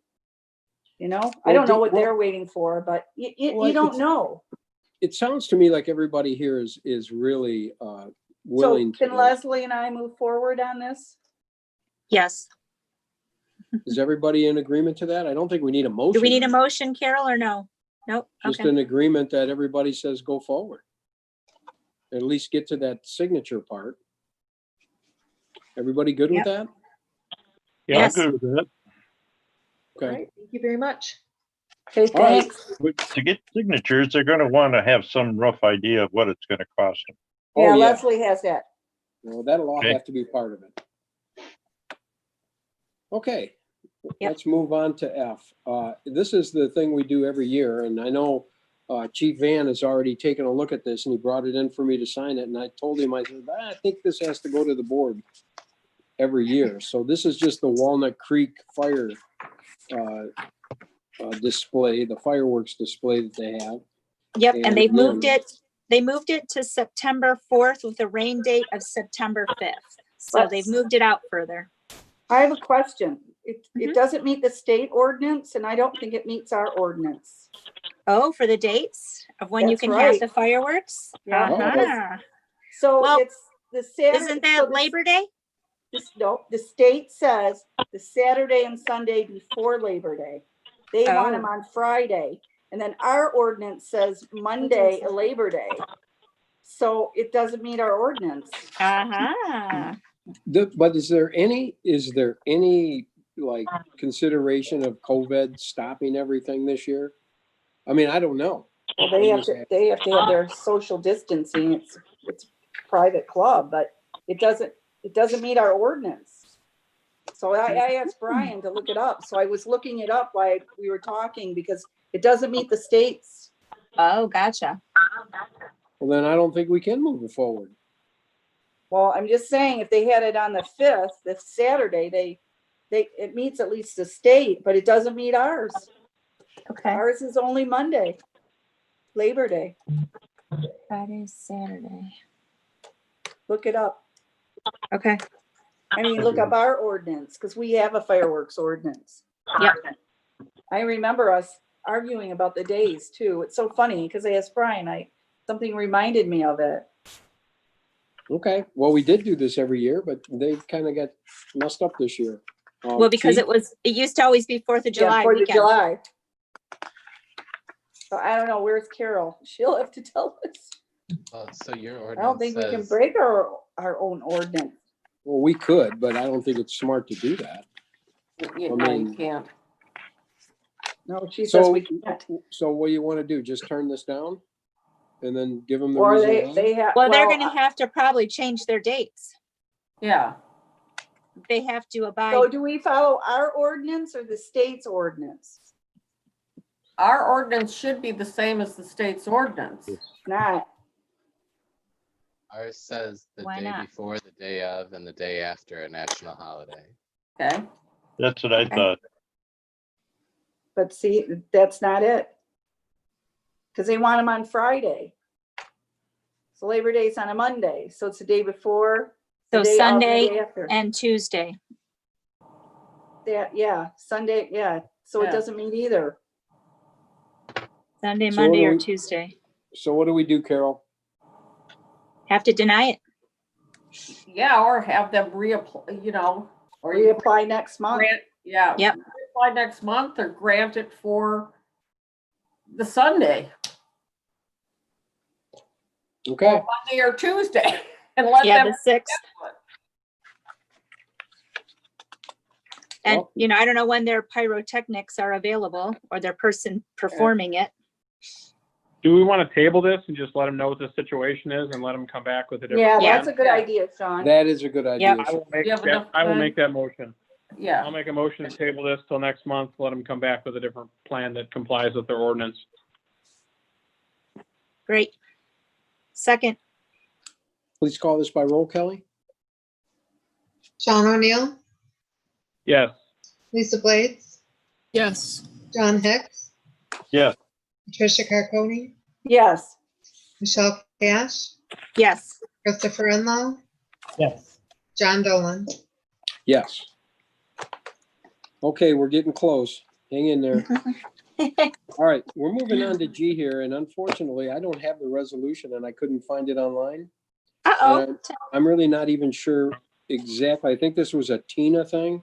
yeah, it was. I have it. Yeah, we have it. It's, we did enough. I thought we made enough copies. Let me see if it's in there. Evidently, I and didn't this get is, it. this is so- a resolution that I put together. Okay. Oh, yeah, she skipped it here. What happened in the agenda? Well, here's the thing. We need to Okay. do this because Yep. this is helping the Yes. business, so. Does I anybody, agree. has anybody seen it? Yeah, it's just a Yeah. resolution to allow had the it. admin committee to allow these temporary outdoor sales while this is going on to help our local businesses. Yeah, we Sounds really need great. to do it. Yep. Someone like to make that motion? I'll make a motion to approve resolution 2020-13 regarding temporary outdoor sales event authorizing and requirements for reopening restaurants/bar businesses in light of the COVID-19 pandemic. I'll Second. support. Support. Okay. Okay. Did we get the support? Patty Carconi supported. Okay. All right, please call this by roll, Kelly. Christopher Enlow, Yes. John Dolan, Yes. John Hicks, Yes. Patricia Carconi, Yes, Lisa Blades, Yes. Sean O'Neill, Yes. Michelle Cash. Yes. Perfect, thank you. All right, moving on. Consideration to allow Parks and Rec survey. I think Robert is gone, so we can move on. Still here. Oh, He's there. Hey, Sorry, still out in no, the no work. luck. all right, Robert, go ahead and bring us to what we got here. So we have a survey that we'd like to send out to get people's input on basically how the current parks are doing, what they're satisfied with, as well as people's interests in terms of focusing our future development efforts. We sent this out for initial round of comments to you guys a couple months ago and made some revisions, and that's what's before you. The plan for distributing it, the idea would be to leave it open for about a month, putting the McKenna SurveyMonkey account we'll probably just use to collect the responses, and we'd be posting it on the parks page on the township website, as well as hopefully a link on the little link on the front page, and possibly asking like the library to include it in their newsletter or some other things like that to just try and solicit more responses. All right, well, this looks pretty easy. Looks like something we couldn't go wrong on. Anyone like to make a motion to approve this resolution? I'll make a motion to Robert, approve. I just had one real quick. Go ahead. Go ahead, Chris. I just had one real quick question about it. Do you want to, and I like all the questions. I was just curious if there's any thought to putting in a question about cost of things, like if you know, if there's right facilities So that we- they need to use or something like that. Just a thought, but I'll defer to you guys because we did discuss the option of adding that, and the consensus of the park board was not to include that at this stage, just to get more of a true, you know, what do people actually want, and not have them ruling out their own ideas by having to think about the cost. And then if we get things that look like they're outside of our normal funding, we can do a follow-up survey to say, these sorts of things were proposed. Would you be willing to consider these funding mechanisms? Okay. But if you guys want to change that, we can. That was just the feeling of our board. Nope. That was just my question. Somebody like to make a motion? I'll make a motion to approve the Parks and Rec survey to go out on SurveyMonkey through, you said McKenna? Is still good, Brian? Yeah. Okay. Okay. And that's my motion. All right, I can support. All right, please call this by roll, Kelly. John Dolan, Yes. Christopher Enlow, Yes. Michelle Cash, Yes. Sean O'Neill, Yes. Lisa Blades, Yes. Patricia Carconi, Yes. John Hicks. Yes. Okay, Robert, go get it. All right, thanks. All right, we're moving on to I. Let's talk about the resurfacing of the Huron Valley Trail. And I don't know if that's you, Leslie. Are you going to bring that, or is that Patty? Patty. Oh, Okay. well, okay, I'll start. Well, you know, we applied for the grant and we were unsuccessful, but it was the first year. I don't want to be disappointed, but we absolutely have to do something with the park or the trail. So Chris called me and he said, what do you think? And I said, oh my God, you're thinking exactly the same thing I am. Let's put it on the board agenda. So it's kind of a dual thing between Chris and I and Leslie. And so we talked about it, but I didn't want to spend any money because, again, it's not up to me or us. It's up to the board. And our thought process was, what happens if we do like maybe a 3-year plan of paving a third, and a third, or a half and a half, or something to move this forward. And maybe if we do a section this year and we apply for the grant again next year for the remaining part, if we don't get it again, maybe we do another section.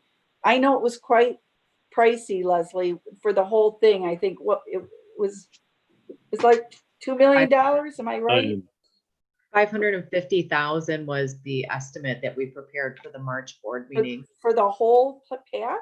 No, that was Yeah, just- from, I have to Yeah, look just at a the- section. 11 Mile to Milford was about, yeah, the 550,000. That Yeah, was, but I think to do the whole path, again, not all of it's bad, but still it's, you know how old that is? That's probably a 20-year-old path. It needs help and people use it. And a lot of people used it since COVID came. I mean, it was really a busy path. So, I told Leslie to wait, not to prepare anything because it's really up to the board and we really need to see what your thought process is since we didn't get the grant. So, you know, it's up to this 7-member board, but I would be very much in favor of getting a section of it paved. Start at one end and start it so that, you know, within 3 years, we could totally resurface it, or at least a majority of it of what it needs to be done. And I think recreation is a big thing. You can't even buy a bike. All the families bought bikes. So they want to be, I think this would be one of the best things. And like I said, when Chris called me, I 100% agreed with him that this is something I think we should do, and we should try to do it this year if it's possible. I think it's a great recreation, and you know, if you drive through town, you see all kinds of people on your bikes now. So I just think it would be a really good thing for our community. Well, every year since I've been on the board, we put $100,000 into the kitty to put towards the bike trail. I don't think we've ever done it. right. I don't think we've ever done it. So why wouldn't we pool up some money and just, you know, mill and top coat it? Do it. I mean, I agree. We had budgeted, well, we were going to do a 50% match. That was what, $240,000 that we were going to obligate to that. So in theory, that should get us about halfway. So, I mean, we could probably do this in 3 years, doing chunks, a little over a mile each year, unless there's like a, you know, defining point we want to stop. But at this point, we have the money budgeted. So I say go spend it this year. I think we should start. Yep. Do a section. Apply. I think we're all on board We with put it in that. our budget every year. Let's just get some quotes. We'll get out there and we'll get like a couple quotes, bring it back to the board. We'll talk about which one we want to go with, and let's just do it. Is there a Sounds certain good. section you'd want to start with? Probably the Right at the worst beginning. area. Well, probably 11 Mile going north, because I think that's pretty rough. So I'd start there, and if we can get, I don't know, 1.5 miles kind of puts us in limbo, but puts us a little bit north of 12. So I don't know. I guess, you know what? If we were able to pave that section and top coat that, would be the talk of the area. From Milford Road to 11 Mile. We should look at that. That yeah, whole that's what section? the original estimate was. Yeah. Right, that's the And original. I'm sure some of these businesses would toss in and help. I know they would. Just take somebody to go out and ask. You know, I've said for years since I've been on the board here that it would be nice to adopt a trail, and just get these businesses to adopt a part of a trail and throw some money at the trail, and we put a little sign up and say this trail taken care of by whatever business, and it really is a good thing to do. John, we can probably get Phil Wiper to clean the whole thing. He cleans the expressway. We can just get him to get his little trash stick out and clean the whole trail too while he's at it. Well, I'm just saying though, wouldn't that be nice to have an adopt a trail? Yeah. I mean, Would you'd be. see all the bike riders would see it. I mean, it'd go a long way. We have already had several park benches donated and installed along the trail by private citizens or groups. So. All right. Well, I think we're on board. I think what we'll do then, we'll go ahead and we'll get it out. For Okay, bid. We'll Leslie, get some go. prices. Do it. And, Okay. we'll bring it back. 30 days. No All right, problem. we'll put a scope together. I've heard that and song. Get some 30 prices. days in the hole. Can you use block grant money for that? All right. We're all good on that one? Yep. We're gonna go forward. Okay, let's move to the CDBG, and I gotta say that slow. That's hard to say fast. Fund discussion. Brian, you got some bad news for us, I think. I do, unfortunately. Bad way to end the meeting, but thank you for adding this to the agenda late. I had a conversation with Carla Spradlin at the county last week. When I prepared the CDBG allocations for the 2020 program year, I utilized the same number that we used the previous year, just over $32,000. And I've come to understand through our discussion last week that the amount that we should have been planning from was just under 23,000. So 22,983, as you see in my memo. So my first question was why the substantial change? And she said the program has been significantly reduced for all of Oakland County's communities. And so they're seeing this across the board. It's not just based on population, it's the amount that's allocated from the federal government. So that being said, the true number that she wants us to allocate based on is 22,983. And the way that ended up shaking out for the 2019 program year was $3,500 to battered and abused spouses, which we contribute to Haven. The senior center at $15,983, and youth services at $3,500. So this differs a little bit from, well, it differs significantly from the resolution that the board passed in December, which included just over $6,500 in minor home repair and a little bit more, let's see, $451 more for childcare services and $2,208 more for the senior center. Now, please understand that even though we're budgeting off of this 22,983 number now, when the allocations actually come out at the end of the year, they could change from that number as well. And I can keep you up to date on what that ends up being. But the CDBG program is a little bit, I'm going to call it faith-based, in that we're planning for numbers, but we don't actually get our program year numbers until almost by the time the program year is over. So regardless, what I'm looking for tonight, we don't need a new resolution. We don't need a amended resolution. It's just, I guess I'd look for a motion from the township board to either accept these recommended allocations for the 3 projects, or if you have any other direction, I'm happy to put that into place. I'll make that Brian? Oh, go ahead. Sorry, I just had a quick question. I mean, we don't know what our state shared revenue picture looks like. We really don't yet. But do we have the ability to make these amendments to this lesser amount and then fill the gap in later on so we don't have to completely eliminate minor home repairs? I mean, is that an option that we have legally? You would have we're talking about a $9,000 gap. Yeah, you'd have to do it outside of the CDBG program. Like if you wanted to pull the money out of the general fund or another fund that you have. And we actually, we actually put in a lot of extra money this year too, and thank goodness we did.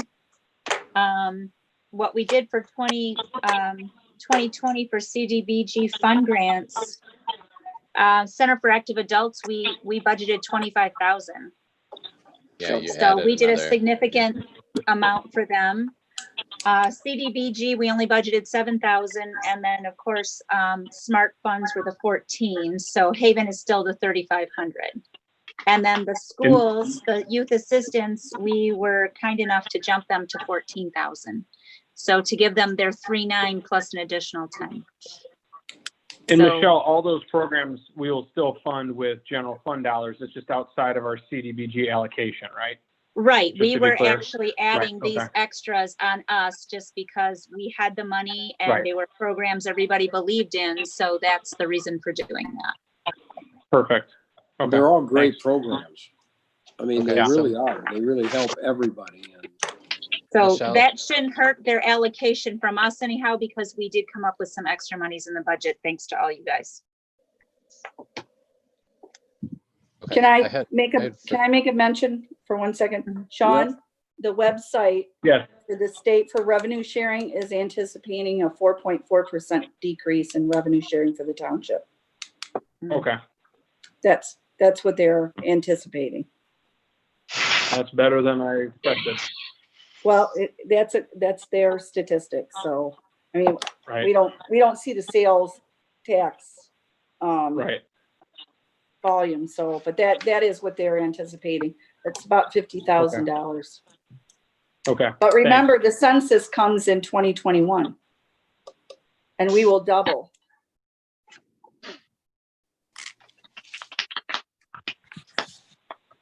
okay, would somebody like to make a motion for this? I did. For Brian here? I made the motion. Oh, you did? I did. I didn't I hear you, interrupted sorry. her in the middle of her motion. Yes, that's all Do we right. have a second? Anybody I'll second that? it. Okay. Kelly, please call this by roll. Sure. Christopher Enlow, Yes. Patricia Carconi, Yes. John Hicks, Yes. John Dolan, Yes. Michelle Cash, Yes. John O'Neill, Yeah. Lisa Blades. Yes. Perfect, everybody. Thank you for the nice you. meeting. It was long, but it was really informative, and I'll tell you, you got Got a lot done. Motion to adjourn would be in order. I'll make that motion. Okay. Support. All right. Well, I think we're All adjourned. those in favor, can we say aye? Aye. Aye. Aye. Hi. All right, good night, everyone. See you guys Thank you, tomorrow. everybody. Good night. Night. Wow. Bye, Carol. Bye-bye. Bye. See you guys. Bye. Adios. Okay, Ken, what do we got to do? We got to wind her down? Yeah, I'm just letting it wind down for a few seconds here. Good Feel job, free to Ken. log Hi, off. John. I didn't get to Bye. say hi to you earlier. Bye. Good night, everybody. All right, Thanks, bye. Ken.